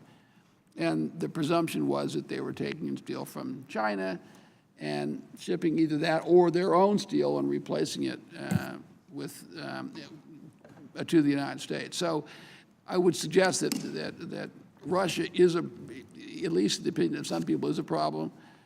I would say, and there's a number of others who I could go through, I would say that there is an effort made to try to separate out these things. I don't think you're going to see a lot of exclusions done in any event, but I would say this, that to the extent exclusions are offered and product exclusions come in, it does have a dampening effect in terms of the effect on prices in the product, which would have a dampening effect on any negative consequences that go down the road. Time has expired. Mr. Renaisi, you're recognized. Thank you, Mr. Chairman. Ambassador Lighthizer, from one Ohio to another, thank you for being here. Ashtabula says hello, and thank you for your testimony. I'd like to tell you about 2 Ohio farmers I've recently spoken to, Jerry Bambauer and Dave Daughter. Jerry and his son farm nearly 900 acres in Auglaize County, Ohio. He's the 3rd generation in his family to farm the land, hopes his grandson eventually steps up to be the 5th generation farming the land. His family started with only 8 acres back in the 1930s. Through hard work and dedication, the farm eventually grew to its current size. The main crop farmed on this land is soybeans. Jerry's friend, Dave Daughter, lives over in Wayne County, which is in my district, and also farms soybeans. Dave grew up on a dairy farm but didn't really care for milking cows as much as his older brother. He knew he wanted to farm land and wanted to own his land, so he made it happen. He eventually purchased 1,100 acres that he farms with his son. His current focus is on building up the farm a bit further before he passes along to his son. I'm telling you about Dave and Jerry because both of these men personally identify the American dream that many farmers in Ohio can relate to. But I'm also telling you about them so you're aware of their concerns. As you know, U.S. soybean farmers are very concerned about recent suggestions from China that it may target soybeans if trade disputes escalate. Given that the U.S. is one of the world's largest exporters of soy and China is one of the largest importers of soy, their concerns are valid, especially since Ohio is the 9th largest producer of soybeans in the United States. So my questions for you, Ambassador, are threefold. First, in your conversations with other countries, how are you addressing the devastating effect that these types of retaliatory measures could have on the U.S. farmers? Also, what steps might the U.S. take to prevent this potential issue from becoming a real problem? And finally, is there any message you would like to relay to all the concerned soybean farmers back in Ohio? Well, thank you, Congressman. First of all, we're very much aware of the problem, and I made this point from the beginning, not only in the context of the steel and aluminum, but in the context of anything we do with China. We clearly have a problem with China. We're clearly going to have to do something to stick up for our own interests and to prevent ourselves from further seeing our national wealth eroded. And when they do, one of the first things they always talk about, and what we always think about, is $14 billion worth of soybean sales. They're by far our biggest market. And if you look at what they import, even among agricultural products, it's sort of like 14, and then the next 14 billion. The next falls down to about $1.5 billion. I mean, it's an enormous spike. It's extremely important, and it is a real vulnerability. I would say also that even without any of this going on right now, the Chinese are cutting back. They're limiting their soybean imports, having nothing to do with any of this. They're doing it for their own reasons because they find that there are advantages to Brazilian soybeans, and they have their own bureaucracy doing whatever it's going to do. So it is a major concern. It's something that we worry about. I'd say I'm focusing on soybeans because you brought it up, but it's all agricultural products are vulnerable in this kind of a circumstance. So it's something we have to be very, very cognizant of as we take any steps. I don't think it's a sufficient worry that you would say, therefore, we're not going to stand up for American intellectual property or do the kinds of things that we have to do. But we're trying to do everything in a measured, appropriate, and measured way. And if there is retaliation, then the United States is going to have to take action to stick up for our farmers, because we can't be in a position where when we do something that's not crazy or radical, but is necessary to keep the United States economy going, that somebody threatens farmers and therefore you don't do it, right? We can't have a $375 billion trade deficit and not do anything to defend ourselves. But I think it's extremely important that we're aware of it and that we have to be prepared, working with Congress and others, to take countermeasures if it turns out that they are acting unfairly with respect to or retaliating against us with respect to soybeans, but also other agricultural products, and other products too, but you generally tend to focus on agriculture. Thank you, Mr. Ambassador. Mr. Chairman, I yield back. Thank you, Jim, yields back. Ms. Sewell, you're recognized. Excuse me, Ms. Delbene, you're recognized. Thank you, Mr. Chair, and thank you, Mr. Ambassador, for joining us today. Digital trade is an important part of our trade agenda and should be a major focus area as we look to modernize our trade agreements. But digital trade is also making trade work for Americans across the country. We know that many small sellers, constituents in my district, but across the country, are harnessing the power of the internet to reach customers abroad in ways that were really impossible a decade ago. In 2015, the U.S. led an effort to expand the Information Technology Agreement, and 53 countries, including China, agreed to remove 201 tariffs on information and communications technologies, ICT products. Products like next-generation semiconductors that are manufactured in America and used in products around the world. So your trade agenda acknowledges the importance of digital trade. However, the foundation of a strong and a vibrant digital economy includes access to affordable ICT products, such as smartphones and tablets. The biggest beneficiaries of low tariffs on ICT products are our students, entrepreneurs, and small businesses who use these devices to innovate and to sell their goods and services around the world. So recent press reports, as we have discussed today, indicate the administration is considering a $60 billion tariff package on consumer products, including consumer electronics from China, as part of the Section 301 investigations enforcement actions.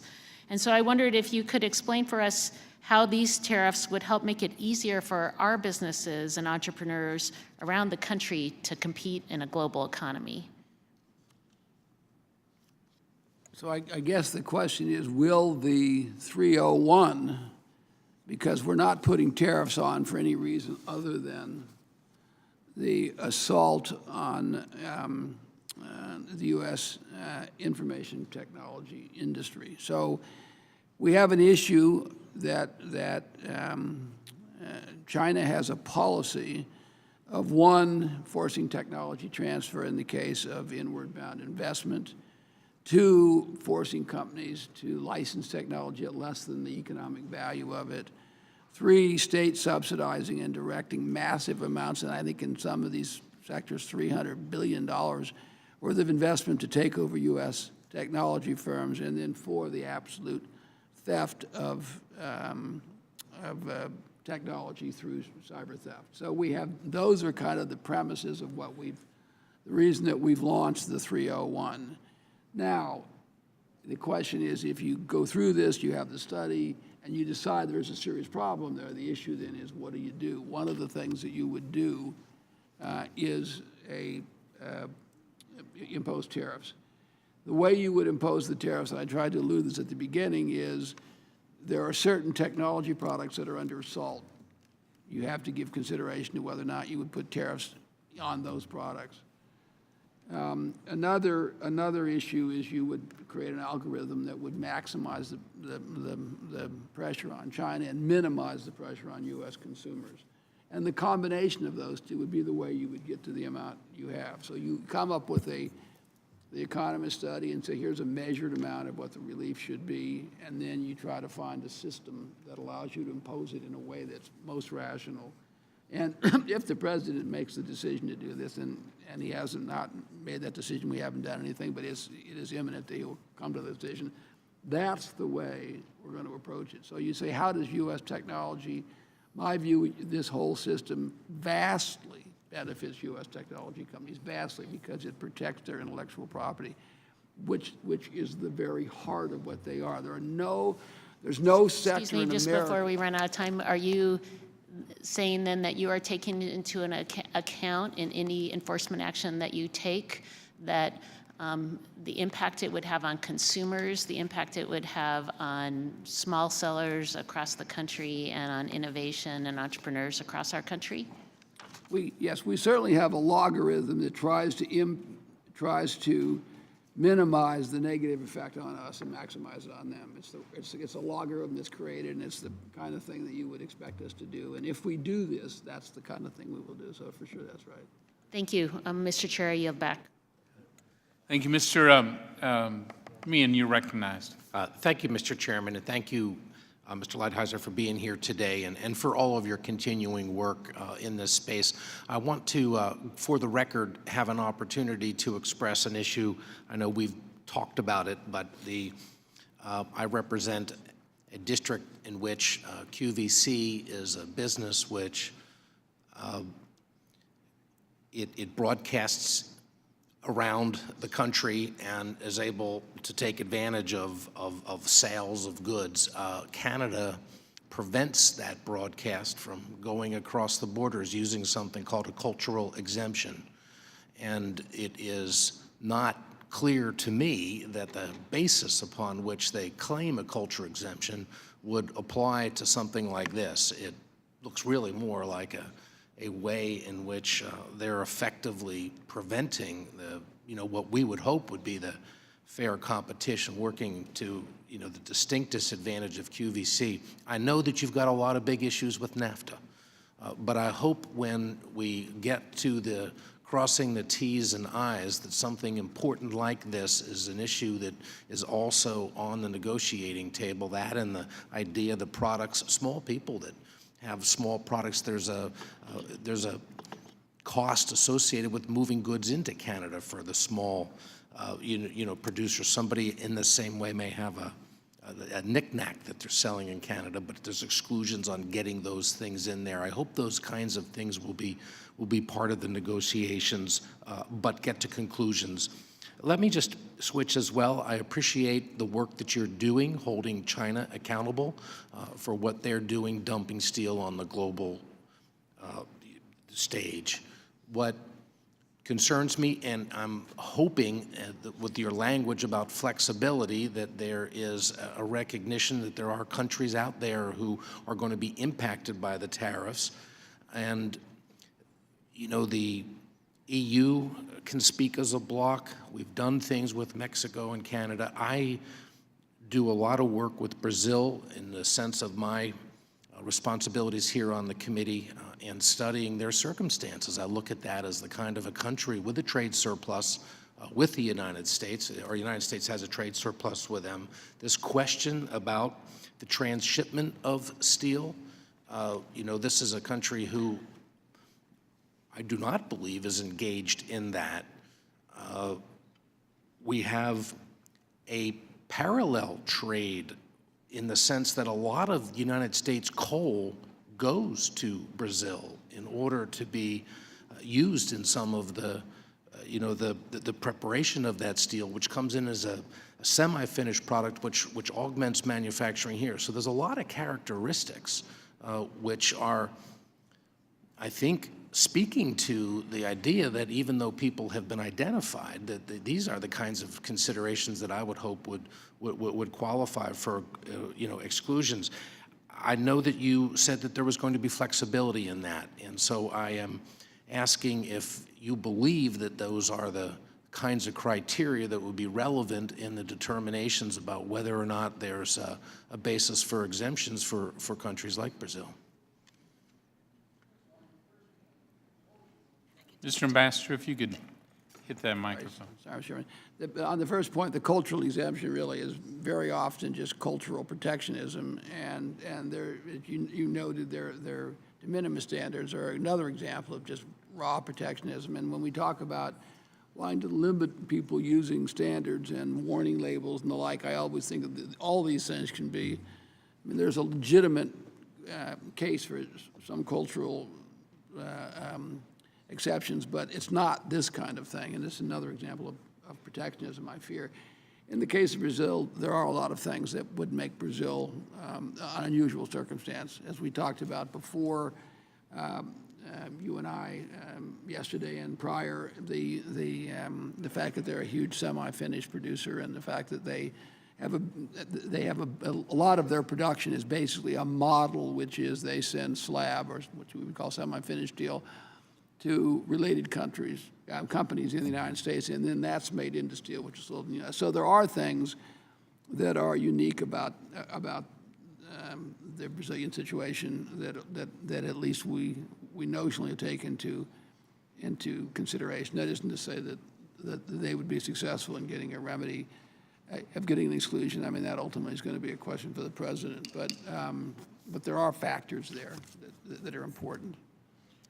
Thank you, Ms. Noem. You're recognized. Thank you, Mr. Mia. Thank you, Mr. Chairman, and thank you, Mr. Ambassador, for being here today. I represent the state of South Dakota, and this time of year, it's a lot of snow, it's really cold, and we watch a lot of basketball games. And my son plays basketball, so that's what we end up doing on a lot of winter evenings when I happen to be back in the state. But recently, I was sitting at one of those basketball games, and I had something happen that has happened all too often recently. A local farmer came up and sat beside me and said, "Christy, do you know what the administration is thinking on trade right now? It seems like every time they take a position, soybeans drops 40 cents a bushel, and we can't hardly pay our bills today." And so it happens over and over again where a lot of farmers and ranchers are very concerned based on comments that come out of the administration or positions on what could happen to their commodity markets. It's because 73% of our commodities that are grown in South Dakota are exported to Mexico or Canada. And times are hard in farm country, a part of America that really strongly supported President Trump. They've endured a 45% drop in net farm income over the last 3 years. And its only indication is that it's going to get worse. So these farmers are very worried that the administration that they supported is going to lose them a trade deal over provisions that may be widely unpopular.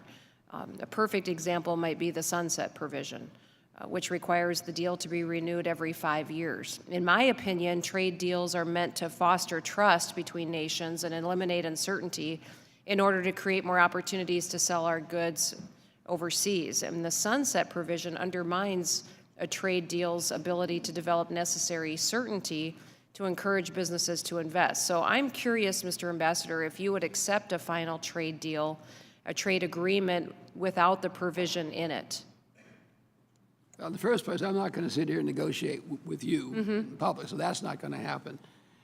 I don't think that a sunset provision has any negative effect at all on farm sales. You don't think it creates uncertainty every 5 years? I don't think it has any effect at all. In fact, I think exactly the opposite. I think when you get close to that 5th year, what you're going to see is what you saw this year with Korea. That is to say, another $1 billion worth of sales.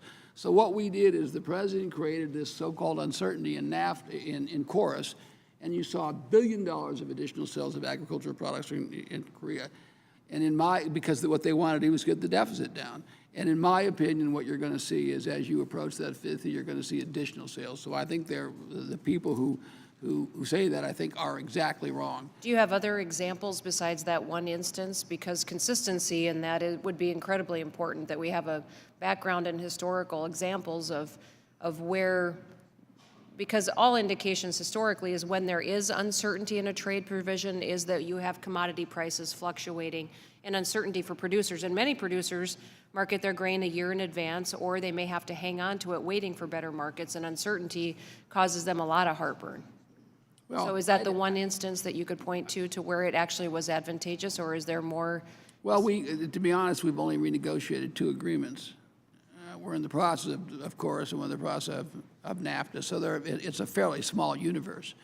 But clearly there is a desire on behalf of people when you're going to look at the trade deficit to get the trade deficit down. That's number one. Number two, I don't see it as an enormous amount of uncertainty. The idea is to have you look back at an agreement after 5 years and determine whether or not the agreement is in the interest of the United States. If it is going to be as popular as everyone says it is going to be, and if it's going to be as great for farmers as everyone says it's going to be, why would we get rid of the agreement? What, as far as adding clarity to how important the sunset provision is, you don't want to be more specific on if you would sign an agreement or agree to finalize an agreement that did not have it in it? I think it's extremely important to me, and I'm not going to negotiate with you here in this forum, for sure. All right. On this or any other provision. Okay, thank you. Thank you. Yield back, Mr. Chairman. Thank you. Ms. Chu, you're recognized. Ambassador Lighthizer, I know that you want to close NAFTA negotiations soon, but the IP chapter still has many outstanding issues. Stakeholders are worried that in trying to quickly close the chapters, the U.S. will not honor its commitments to reform and modernize the IP chapters, or that it may even negotiate away some of the key IP provisions for U.S. exporters that would in turn harm the U.S. economy. Now, I represent the Los Angeles area, the heart of the creative industries, and I'm co-chair of the Creative Rights Caucus. And so strong intellectual property protections are very, very important to me and really important to the U.S. When movies, television shows, and songs are consumed around the globe, the royalties are injected back into the U.S. economy. And in fact, the U.S. is widely recognized as the leader for the creative industries. The IP-intensive industries, these particular ones, account for $6.6 trillion in value added and more than 38% of the U.S. GDP, and it supports 45.5 million jobs. Well, unfortunately, Canada and Mexico don't place the same value on strong intellectual property, particularly copyright protections, as the U.S. does. Since the NAFTA IP discussions have remained at an impasse for months now, what assurance can you give me that USTR is working to ensure Mexico and Canada protect U.S. intellectual property in their markets? So first of all, I would say with respect to what progress has gone on till now, there's been an enormous amount of time spent on it. People have talked back and forth, so we understand each other. This is one of those issues that is never resolved until the very end of a negotiation, as I'm sure you know. The reality is exactly as you say. Canada and Mexico are both takers of intellectual property. They're not protectors of intellectual property. Most people are not surprised about that with respect to Mexico, but it is surprising with respect to Canada. Canada has third world intellectual property protection, and getting them to accept first world is not easy. However, the speed with which we close NAFTA, and many people would say if we close it in the next few months, it would still not have been fast. But that won't have any effect on where we come out on this. This is a very important issue. We understand it's an important issue. I believe there are forces in Canada who understand that they have to, at some point, become a fully developed country on this issue because they certainly have a lot of intellectual property potential. So I'm inclined, there are people there who really think they should be on our side of this issue. But I can't give assurances. It certainly is our position that we want to have strong protection of intellectual property. We think it's not only important for the United States, but important for all the rest of these countries to do it. It's in their interest to do it. Well, you're saying that this is one of those chapters that might be saved for the last, but can you assure me that the intellectual property provisions, historically some of the most technically and politically sensitive free trade agreement provisions, will not be negotiated away or conceded in the final hours of NAFTA renegotiations? Well, it certainly is not my intention to do that, but I can't very well negotiate with you. I wouldn't negotiate with her. I can't negotiate with you either. It just wouldn't be fair. But this is a very important issue for us. We are completely in your camp, and we hope that you call and say what a great job we did when the time's over. I know you'll call. Okay. Well, on another subject, one of the keys to ensuring our trade agreements is strong enforcement, particularly of our labor obligations. Now, we have agreements with Colombia, the Dominican Republic, Peru, and Honduras, and there have been labor violations that have been filed in each one of these countries. In fact, there are numerous violations that include violence against unionists, inadequate labor inspections and enforcement actions, and so forth. And yet, in most of these cases, there hasn't even been an update from the administration. What are you going to do to enforce these labor agreements? Well, we have provisions in each of the trade agreements with these people that have labor provisions, and we are in the process of following the process that we have to file for dispute settlement in those cases. It's clearly something that we brought to their attention.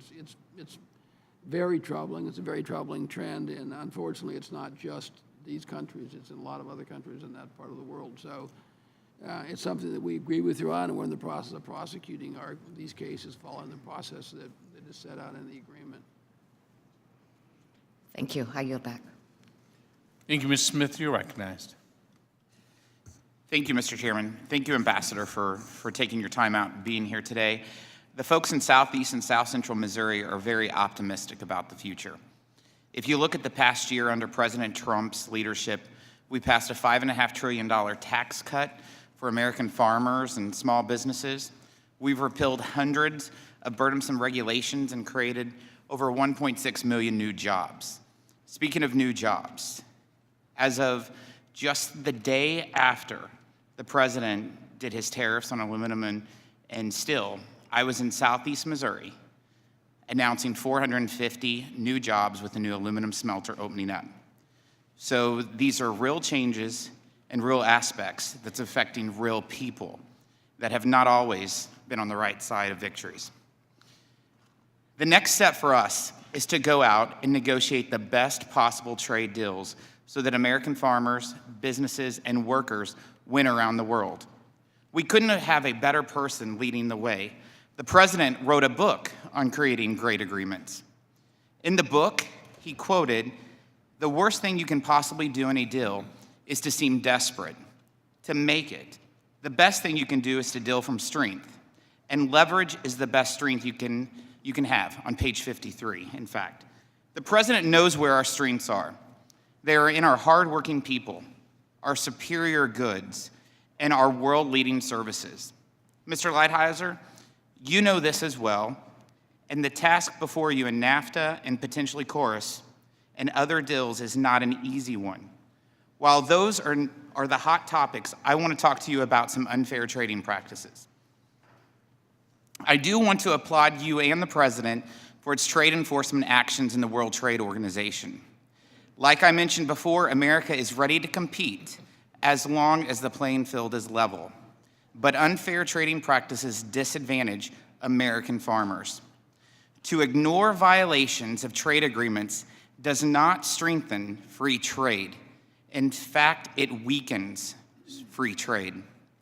This has been a mounting evidence that certain countries are ignoring WTO obligations by providing price supports to farmers well above the commitments they agreed to. The results in surplus production that ends up in the world markets, displacing sales of U.S. farmers. It is not conservative to allow for rampant breaches of contracts. It's just wrong. In what ways is this administration leaning into the WTO to ensure that these countries play by the rules? First of all, I agree with everything you said. Well, then I must be right. That's great. Yeah, there are some people who disagree with me from time to time in this committee, but I know. So I completely agree. You're absolutely right. We are seeing a proliferation of agriculture subsidies. We just have. In the last ministerial round we had in Buenos Aires, I ended up hanging up the round or the negotiations because people wanted to, their idea of an ag negotiation was a negotiation wherein countries could have more subsidies rather than fewer subsidies.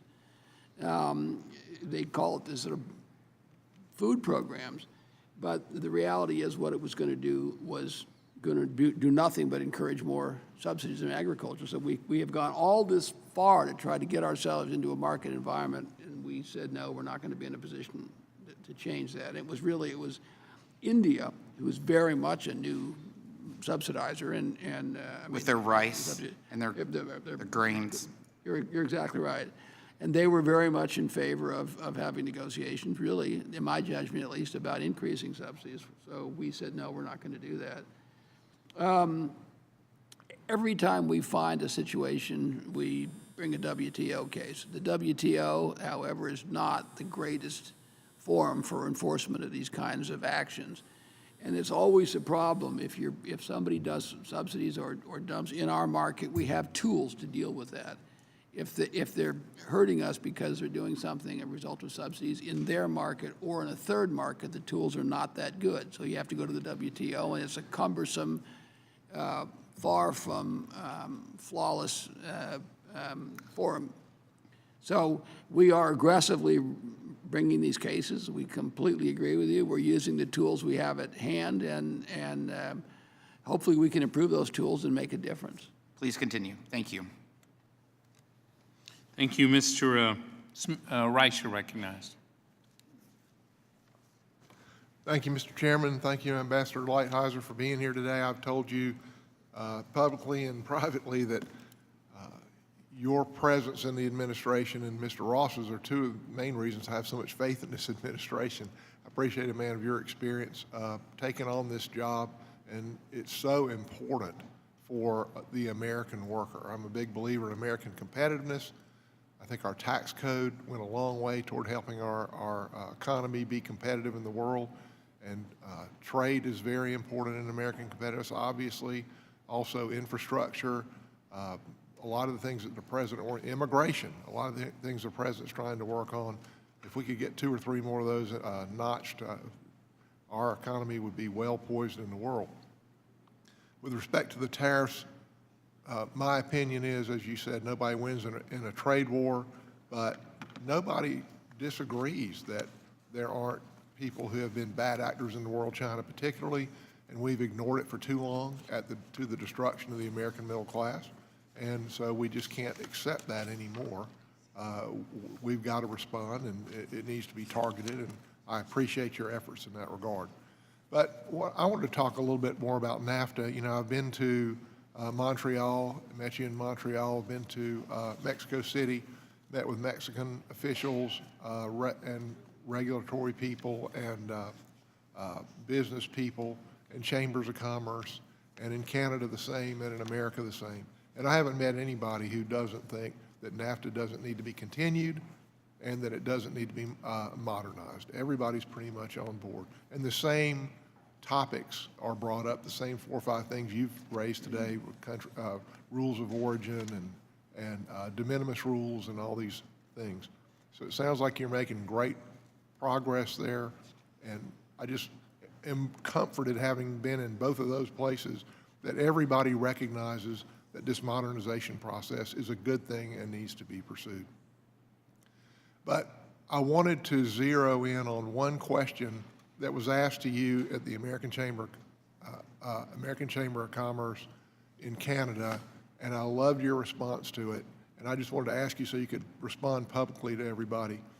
What would you see as a win in NAFTA? What is your goal? What are you shooting for when you're trying to renegotiate this? Can you explain that to the public? Can you give me a hint what I might have said? If it was such a good answer, I don't want to change it at this point. Look, from our point of view, first of all, we have to have an agreement that's good for all 3 countries, right? I mean, we have to have that. Secondly, we want an agreement that's going to end up getting these trade deficits down. We have large trade deficits, and it has to move more jobs in the United States and create better jobs, not only more jobs, but higher paying jobs. I'm in the group that thinks what we really need is a little bit of wage inflation.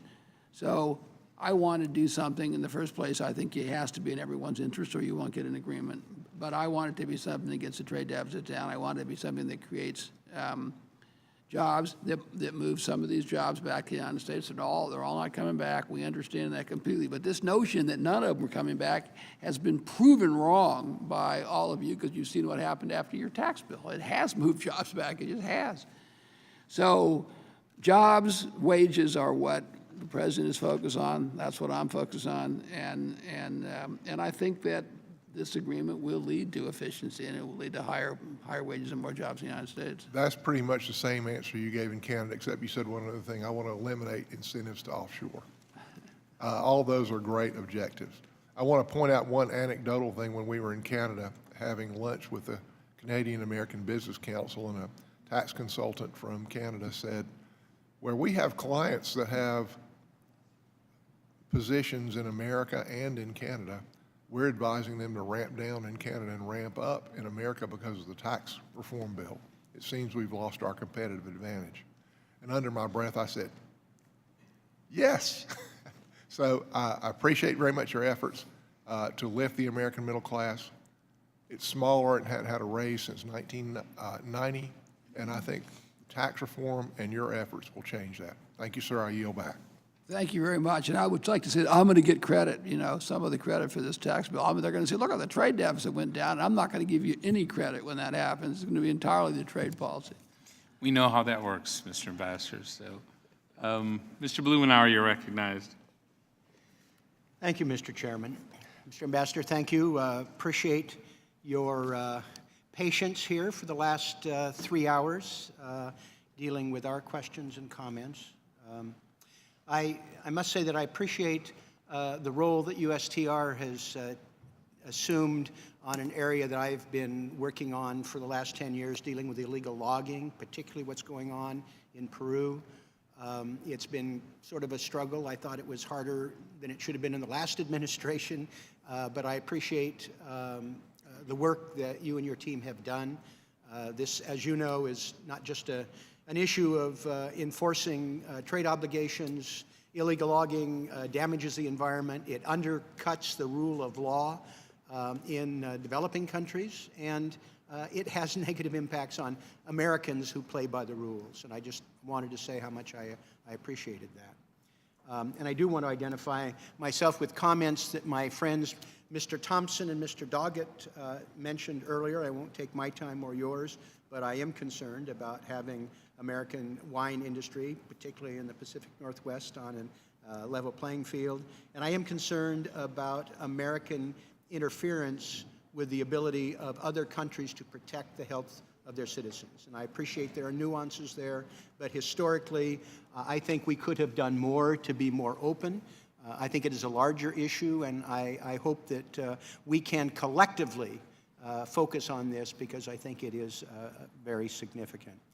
I listened to my friend from Missouri referenced The Art of the Deal or some such publication by the president. I think there's a pretty significant difference when you're negotiating in real estate, when you can, as he states in his book, exaggerate, as you can go bankrupt and leave other people holding the bag when things collapse and move on to the next project. We're talking about the American economy. We're talking about our role in the world.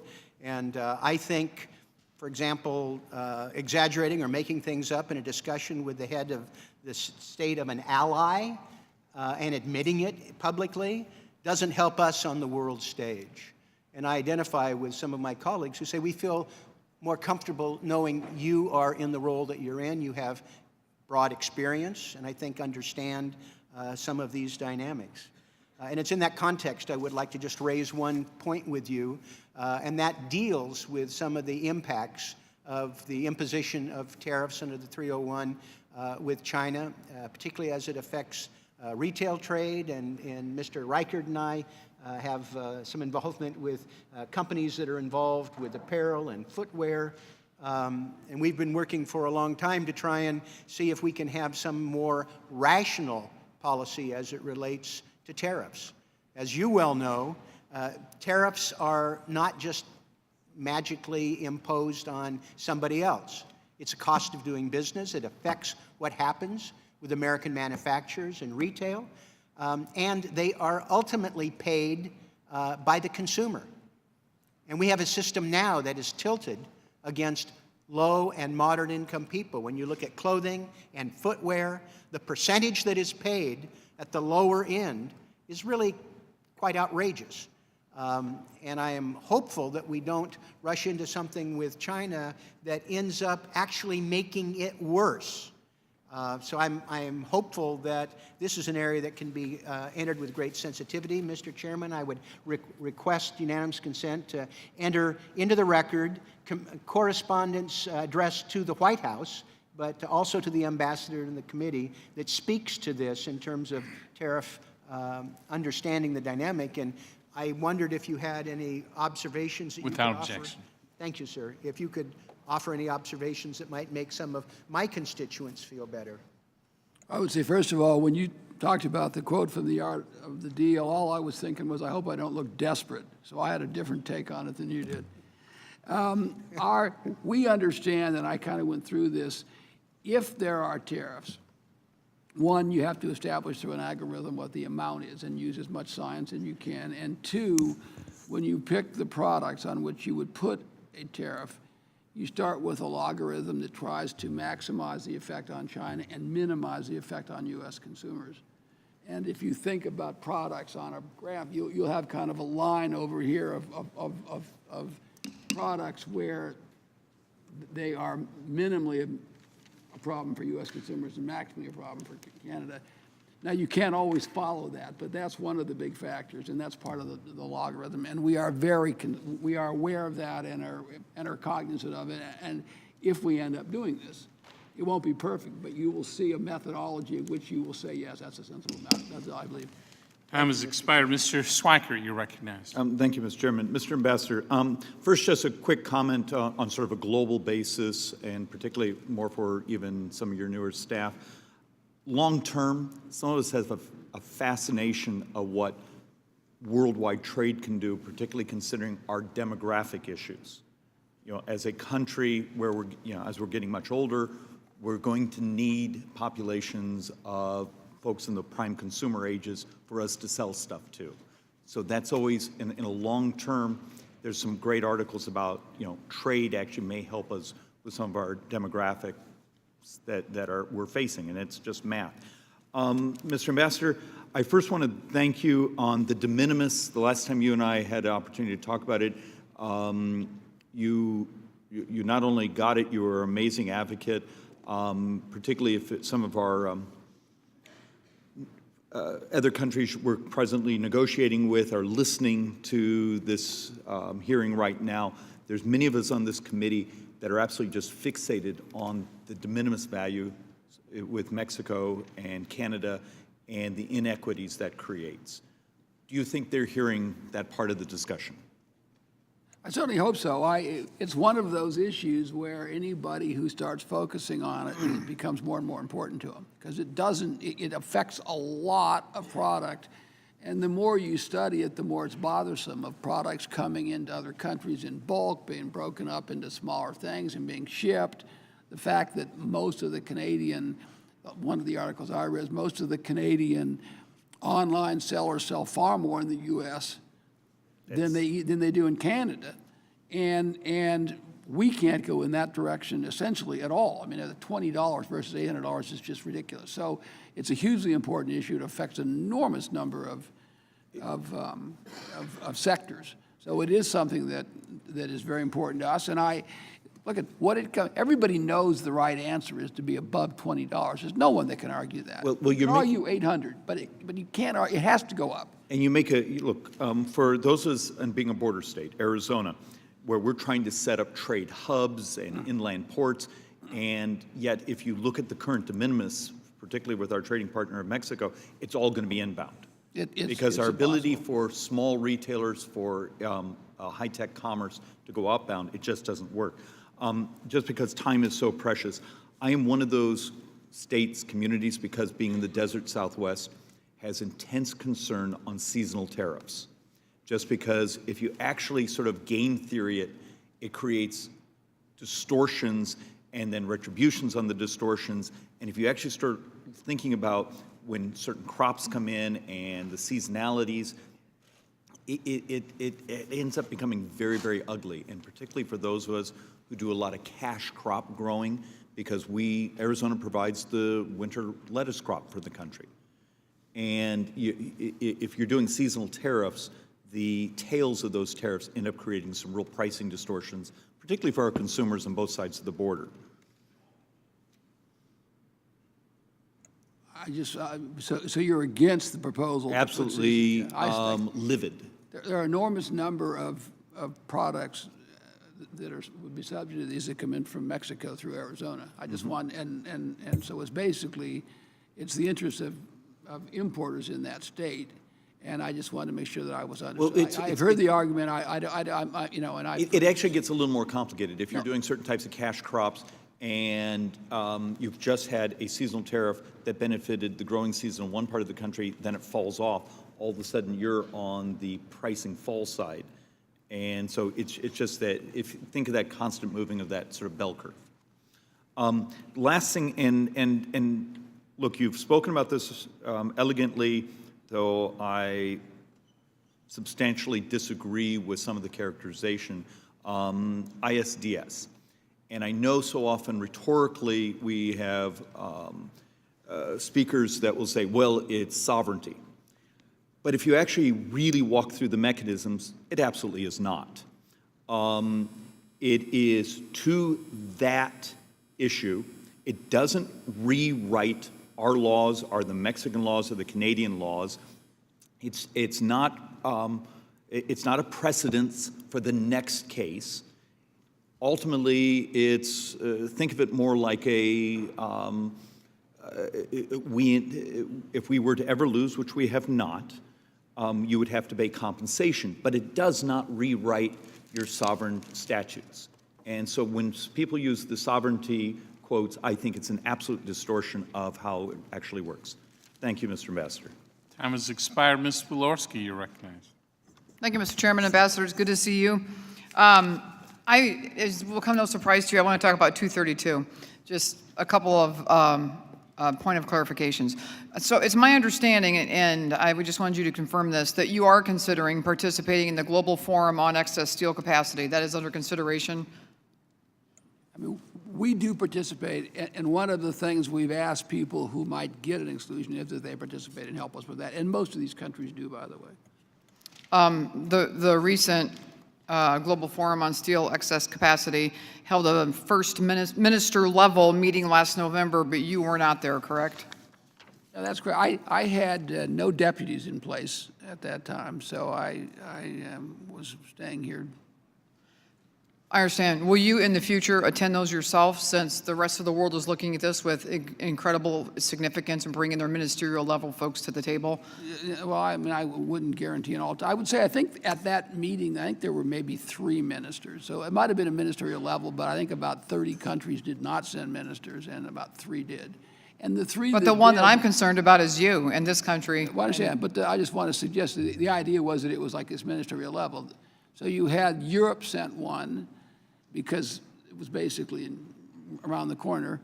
You had the German minister, who doesn't have competence in the area, but it was good to be there. And I think there may have been 1 or 2 others. Yeah, but the reason I'm asking the question, Ambassador, is because while all of those countries have irons in the fire here, you are the ambassador that's going to go forth under all these rules in 232, and I want you to do as best as you can for our nation and for my district, and that's my concern. And I believe that you can, and I believe that you will. I want to switch gears, though, really quickly to this issue of retaliation. In my district in northern Indiana, with the 2nd largest concentration of manufacturing jobs in the country, there's a whole host of ag that I'm concerned about: corn, soybeans, dairy, pork, poultry, beef, eggs, tomatoes, and the list goes on. But half of the soybeans grown in Indiana are exported to China. Honeywell makes brakes and avionics in South Bend that go into Boeing airplanes. China is threatening retaliation against both. In fact, today, China's state-run Global Times ran an article alleging that the U.S. is dumping soybeans into China and calling for strong restrictive measures. Corn and motorboats are exported from my district to the EU. Both of those are on the EU's retaliation list. Setting aside the tariffs, there's an incredible amount of anxiety in my district over the threat of retaliation. That anxiety is shared regardless of industry because manufacturers, suppliers, farmers, and workers will be affected.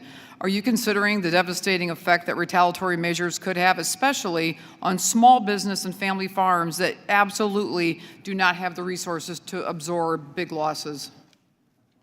Yes. In what way? We are gaming out what would happen, what the most likely areas are that you would retaliation, what kinds of things that you would do. We can't be in a position where we take no action because of threats of retaliation. That's how you end up having an $800 billion trade deficit, which costs literally millions and millions of jobs in America. But there is a legitimate threat, and as I've said a few times here today and many times in the past, agriculture is always on the front line of retaliation. I said that when I first testified. Members would say to me, do you think we should be concerned? I said, if you're in agriculture, you always have to be concerned. Anything that happens is going to have, they're going to figure we can get it and do something on agriculture. So it's an unfair situation, but it's one that we have to come to grips with.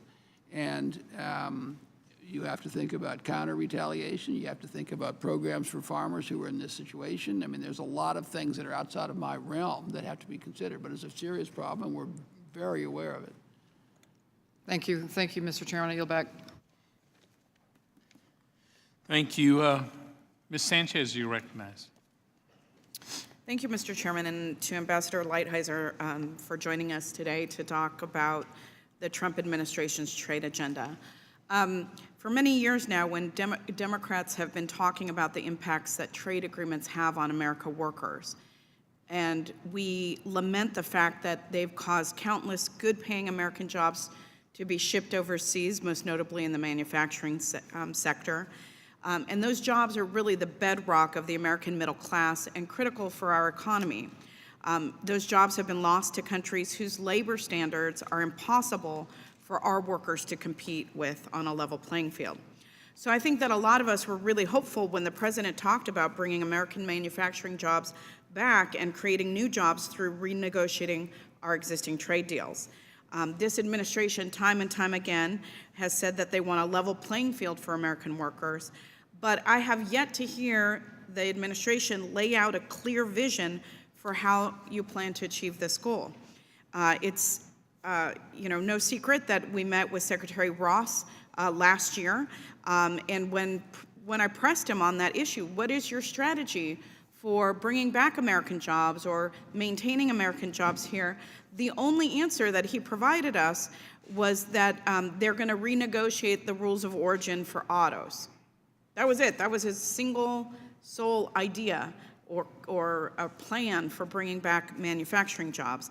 And I think we have to do a lot more than that if we're going to create the kind of jobs that we want here and ensure that American workers and industries are not on an unlevel playing field, first of all, and second of all, in a race to the bottom for wages and working conditions. Workers in Mexico earn a pittance of what U.S. workers make, and is it any wonder that we're losing jobs to Mexico? And I think Canada as well has a vested interest because their labor standards are similar to ours. So, Mr. Ambassador, I would like to know, the president has said that he will bring back jobs through renegotiating trade deals. What pieces of NAFTA specifically are you negotiating that you think is going to deliver on that promise? Well, I would say, first of all, the most important thing that has been done so far is to pass the tax bill. So that was a very important part in terms of bringing. I'm not talking about the tax bill. I'm talking about renegotiation of NAFTA. I understand that. I want to know specifically what parts of NAFTA would you renegotiate to ensure that U.S. jobs stay in this country or that we bring back jobs that we've lost? And I think the regulatory improvements you've made have helped also. So what are the things? I'm not talking about regulatory. Can we stick to the subject matter of this hearing, please? What pieces of NAFTA will you renegotiate to ensure that we keep U.S. jobs here and bring back manufacturing jobs that we've lost? Well, I would say the first thing is the rules of origin. The rules of origin, not just for... Okay, aside from auto rules of origin, what is the plan? We have a plan for, we have a plan for labor standards. We have a plan What is the plan for labor standards? Lay that out for me, specifics. Well, in the first place, there's a limit to how much I'm going to talk about this in a public forum. I'm sure you can understand that. So I'm involved in a negotiation with two countries. I understand that. All right, good. So I've already talked about this a couple times, but I'll do it again. It's our view that U.S. workers have the right to expect that collective bargaining agreements in Mexico are the result of secret ballots and legitimately verified to be such. There's a whole series of processes that we're involved with in negotiating that element, including even today. So that's a hugely important issue. And the objective is to try to get wages up in Mexico, which makes the United States more competitive, but also creates customers for the United States. So would it be fair to say would it be fair to say that you're seeking labor standards with our trading partners that are on the level with U.S. labor standards, or do you intend to bring U.S. labor standards down to the lowest common denominator? Did I say anything at all about U.S. labor standards? If I did, I misspoke. We're doing nothing about U.S. labor standards. Oh, I'm just asking a simple Well, question. and the answer is we're dealing with the Mexican labor standards. We're not dealing with the United States labor standards. Okay, so it's fair to say then you are trying to raise the standards of our trading partners to comparable to that of the United States? Is that what I'm hearing? No. What I'm trying to do is raise the standards in Mexico.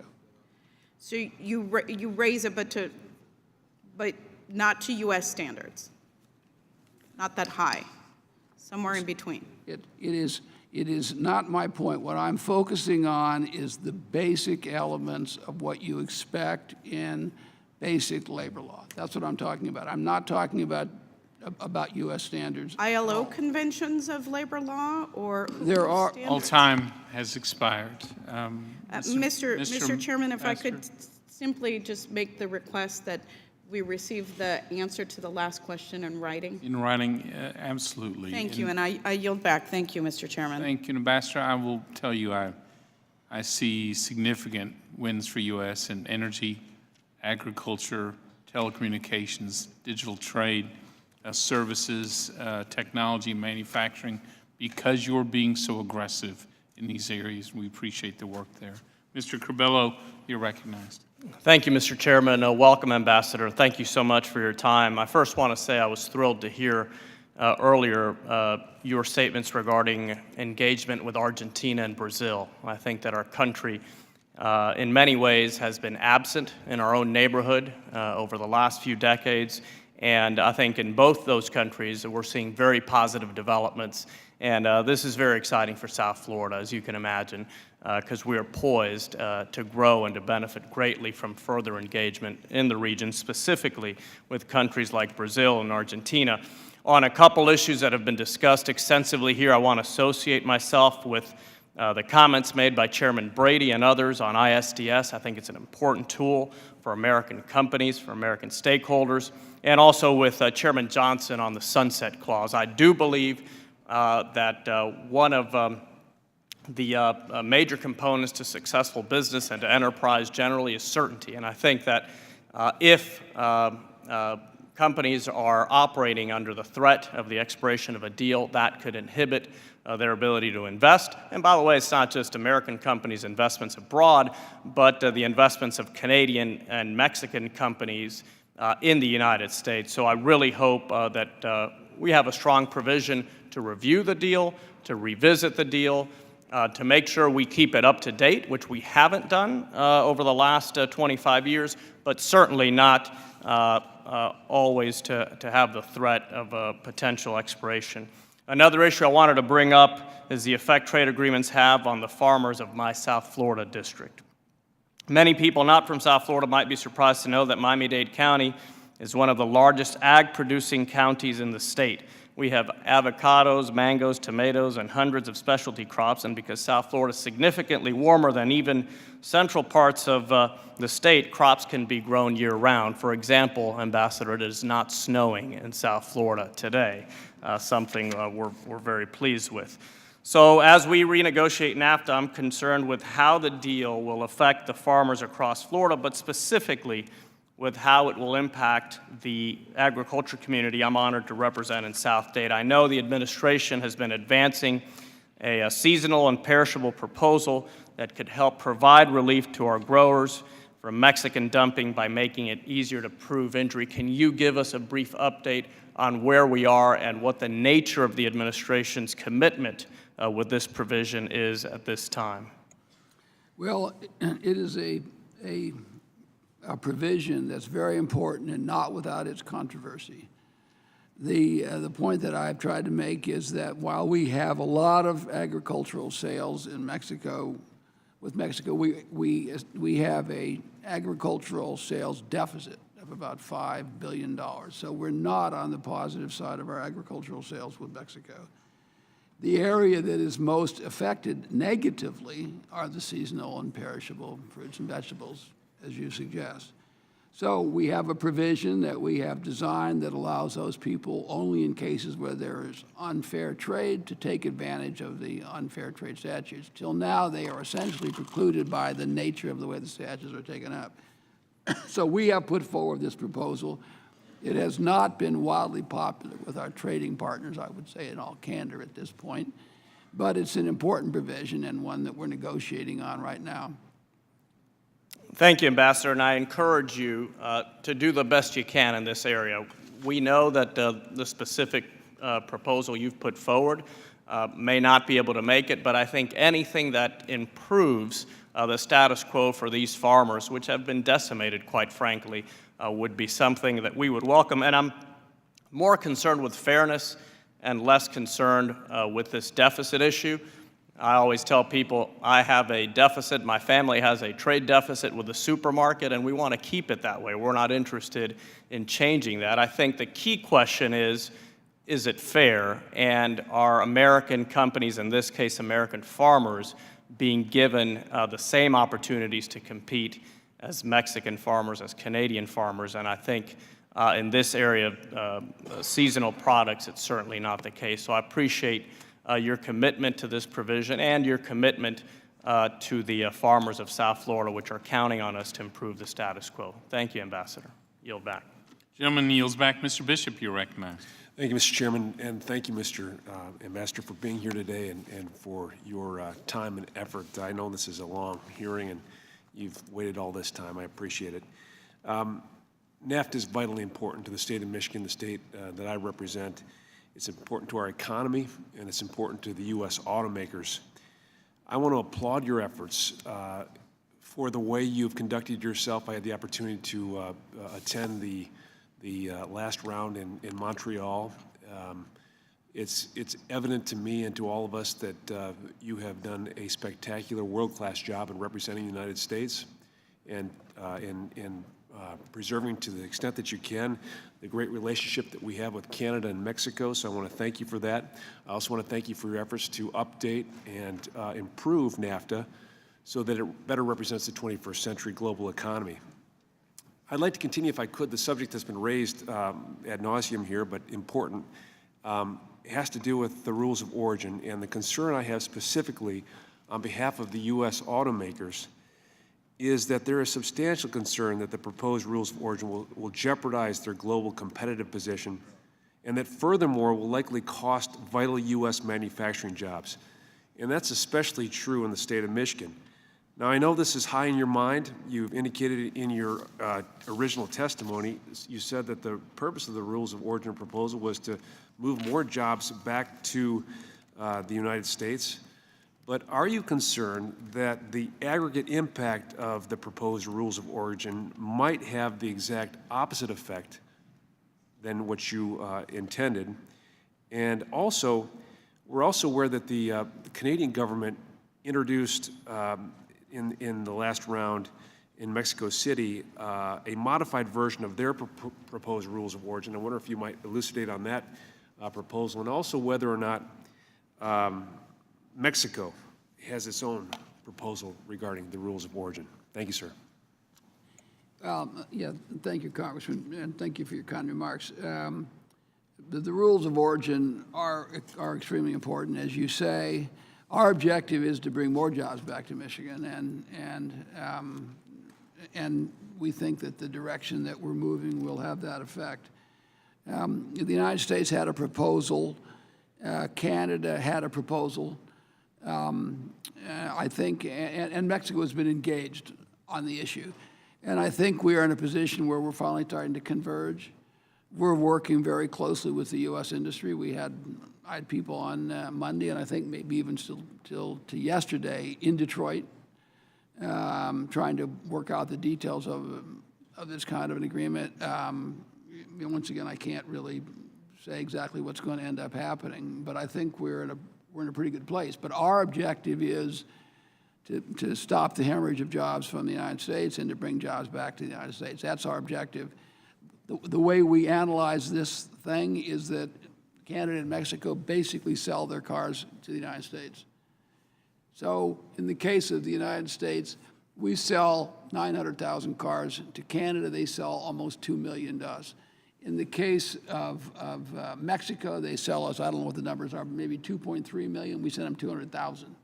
So basically, these are industries that are designed to sell cars in the United States. It's not unreasonable for us to say, if you're going to do that, we ought to have rules of origin to get some fair share of that manufacturing in the U.S. So how much are you actually working with? In the case of trucks, it's 25%. We have an enormous amount of leverage. In the case of cars, it's 2.5%, so that's $900 a car.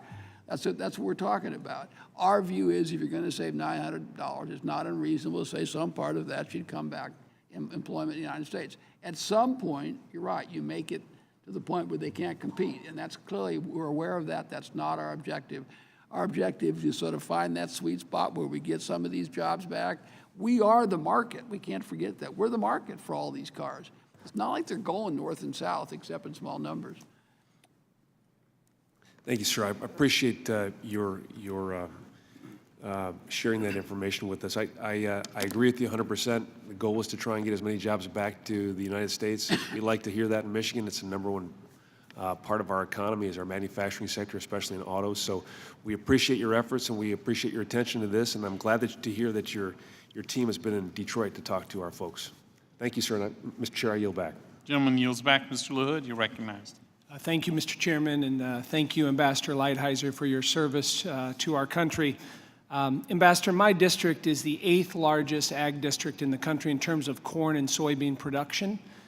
We have some of the most fertile farmland in the entire world, and there is real concern with farmers and agriculture folks on the administration's position on NAFTA and withdrawal. And a couple statistics that I think are important. 98% of the corn that Mexico imports comes from the United States, much of it from the Midwest.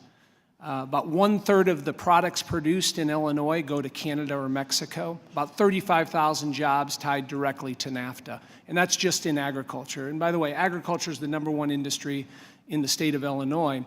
And when I've heard repeatedly about withdrawal, the groups that I work with, National Pork Producers Council, American Farm Bureau Federation, National Cattlemen's Beef Association, National Corn Growers Association, Corn Refineries Association, American Soybean Association, Americans for Farmers and Families, all agree that withdrawal is not an option here. I guess my question to you, Ambassador, is do you know any ag groups that think withdrawal is the right approach?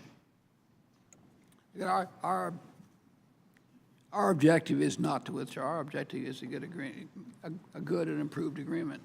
So I don't know of any ag groups that want to withdraw. I don't, but I don't know whether there may be some out there. I'm not aware of them, no. But our objective is not to withdraw either. Our objective is to get the best agreement we can. It's an important agreement. It's whatever it is. We always say, Mr. Chairman, it's $1 trillion worth of trade. The reality is last year it was like $1.1 or $1.2 trillion worth of trade. It's an enormous amount of trade between the three countries, and our objective is to figure out a way have disagreements be more beneficial to the United States, and that certainly means more beneficial to American agriculture. Thank you. I appreciate those comments on that. I, for the record, will submit an article from Farm Week in February that's titled NAFTA is U.S. Farmers' Lifeline. And in there they talk about if the U.S. quits on NAFTA, it quits on its farmers. And the other thing is, I know the president recently tweeted, NAFTA is a bad joke. Do you agree with that sentiment?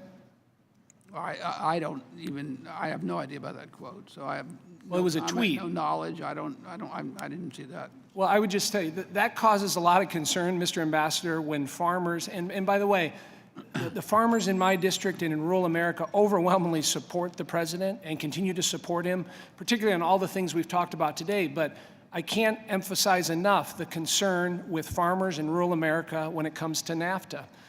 Let me switch subjects here. Rules of origin has been talked about a lot here.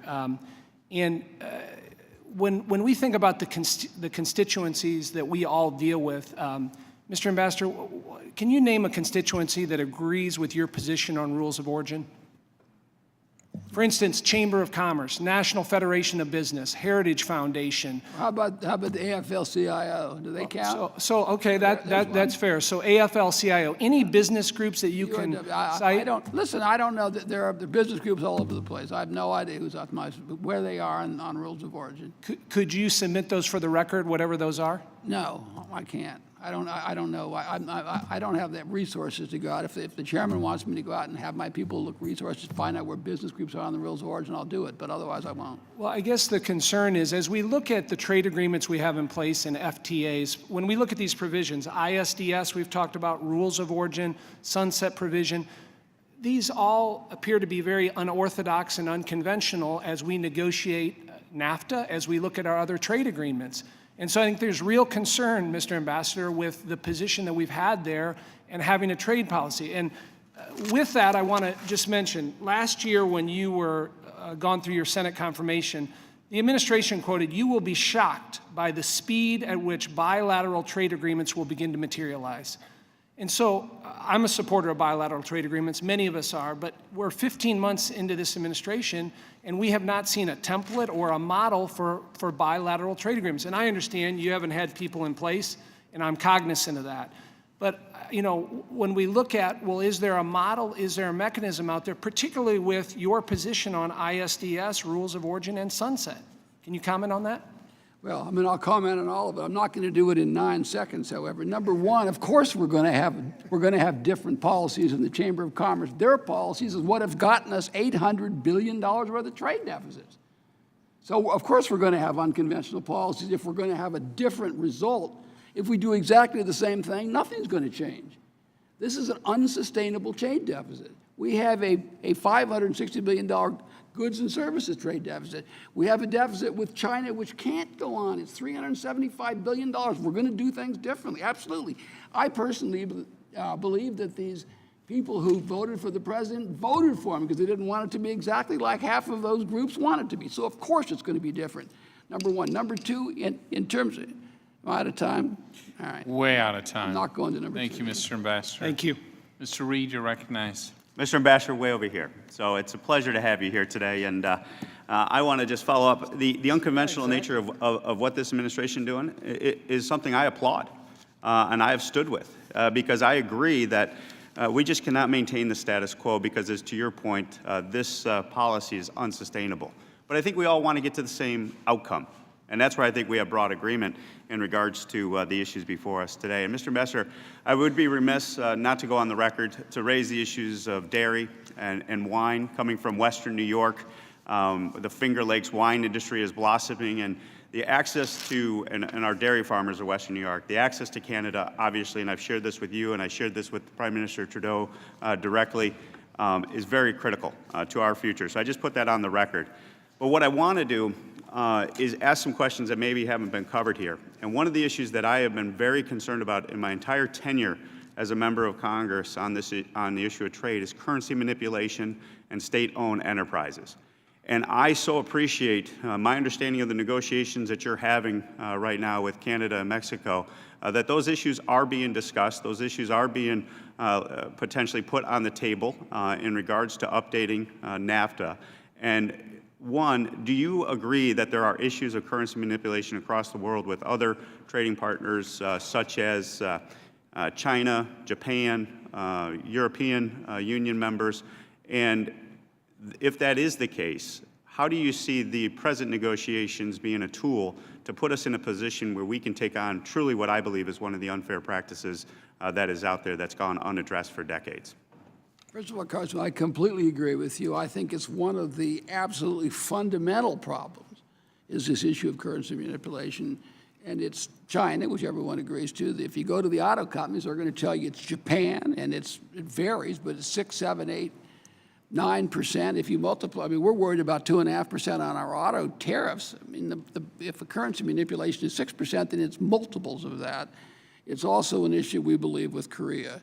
So the administration is dealing with this on a variety of areas. And I tell you, I sit down with the pros who do this, who work for me, my professional people who do this, have done this for 30 years. And I'll say, well, what did you do the last time you had this or that kind of conversation with the Treasury Department on the issue of currency manipulation? And you know what they say? We've never had a serious conversation with any Treasury Department before this Treasury Department. Secretary Mnuchin is completely engaged on this in a way that no former, I mean, literally my career people, Republicans and Democrats are like, we've never had a conversation like this where people really have to come to grips with the issue of currency manipulation. So we're dealing with it in the context of NAFTA, even though we realize these countries are not really currency manipulators, but they have the same interest we do in tackling this problem. And where you go, we'll see. Clearly, a huge, huge impact is, or a factor is transparency. We start off with the position we don't even know what these people are doing. And competitive currency devaluation is clearly something that's unacceptable. So it's a complicated issue. It's something that we're involved with, but it's a Treasury issue more than it is ours. And we have Treasury officials, besides the Secretary, David Malpass, the Undersecretary, are completely locked in on this issue. And they're going to get absolutely as much as you can get on it. But I don't think you can overstate how important it is, and I think it'll be more important in 10 years than it is now if we don't do something about it. Well, I totally agree with you, Mr. Ambassador, and I look forward to working with you as well as the Treasury Secretary, as I've had raised this issue with prior Treasury Secretaries in our tenure here. The other issue that I wanted to just highlight and stress to you is, as we deal with intellectual property, and I know it's been touched on a little bit here across the panel, but coming from an area with some interests that have really been a bright spot in regards to our innovation economy and the development of technology, I just wondered what your commitment or thoughts are on how we can best protect our intellectual property, our innovation, and the next generation of the economy opportunities I see coming down the pipeline for us. First of all, you understate the importance of intellectual property in your district. It's extremely important, and we understand that. And because it's important, those companies, particularly one company, is important for the whole economy. So we are completely committed, both in NAFTA, where I've talked about what our provisions are. Till now, there has really been a movement away from protection of intellectual property. In the last administration, there was a movement away from the protection of intellectual property. We are recentering that, in our opinion. But even more importantly, I would suggest the whole 301, the whole IP protection with China, that is the absolute front line of protection of intellectual property. Appreciate the hard work, Mr. Ambassador. Look forward to working with you. But yield back. Gentleman yields back. Mr. Holding, you're recognized. Thank you, Mr. Chairman. Ambassador, thank you for being here. You've missed an incredible winter wonderland that's going on the outside today. Be glad you'll be going down the hill after this rather than having to come up the hill. Regarding the tariffs on aluminum and steel, I'd just encourage you to move expeditiously to determine which of our trading partners will be exempt from these new tariffs. There are countries that we obviously know are routinely engaged in unfair trading practices, but there are other countries which are undeniable allies to the United States, not only economically, but for our national security as well. And you and I have talked before about the special relationship the United States has with the United Kingdom, and we've discussed the tremendous opportunity that's presented to the United States as the United Kingdom exits the European Union. The United Kingdom and the U.S. have a long-standing relationship. It goes without saying, and it's certainly one of our closest allies. So as you go through the exclusion process for specific countries, I'd hope that the United Kingdom is quickly identified by your office as being exempt. And I'm sure you're also aware that on Monday there was a draft agreement put forward between the United Kingdom and the EU. So they're another step forward to finalizing their exit. And in my opinion, and I think the opinion of a number of my colleagues, this is a time when we need to be encouraging the United Kingdom. They're undeniably their defense partner, their NATO partner, and I think not exempting them would be a step in the wrong direction. The potential free trade agreement would be particularly good in services, but I'd say that not only are they a NATO partner, but if you look at how we are aligned with them in the promotion of capitalism, very few countries out there that promote it the same way that the United States and the United Kingdom do. Promotion of free markets, and perhaps most importantly of all is entrepreneurism. Entrepreneurism is alive and well in the United States, and it's alive and well in the United Kingdom, and it's not really alive and well in our sense of the word in a lot of other places around the world. So I would encourage you to work on that as expeditiously as possible. And I know that Liam Fox was here last week, the Minister of International Trade, and I'm sure that you all had several meetings, and I'd just give you a minute or so if you wanted to recap, have anything to say about those meetings and about any thoughts that you and the administration might have on our potential bilateral trade agreement. Well, I would say, first of all, it is exactly as you say. I've met many times with Dr. Fox and found them all to be informative and enjoyable. We have an enormous amount in common. They clearly are. I think that it's probably the universal view in the administration that we should, at the appropriate time, explore the idea of an FTA with the UK. When that time is more up to them than it is to us. In the meantime, what we're trying to do is do the kinds of things that are in areas where they haven't ceded competence to the EU. So, for example, certifications of professionals. There's a lot of things we can do. We have a working group that we started, I guess, just about a year ago that's had a number of meetings, a number of staff level meetings. So we're getting a lot of the work done that would have to be done in advance of an FTA, so that at the right time we can move quickly.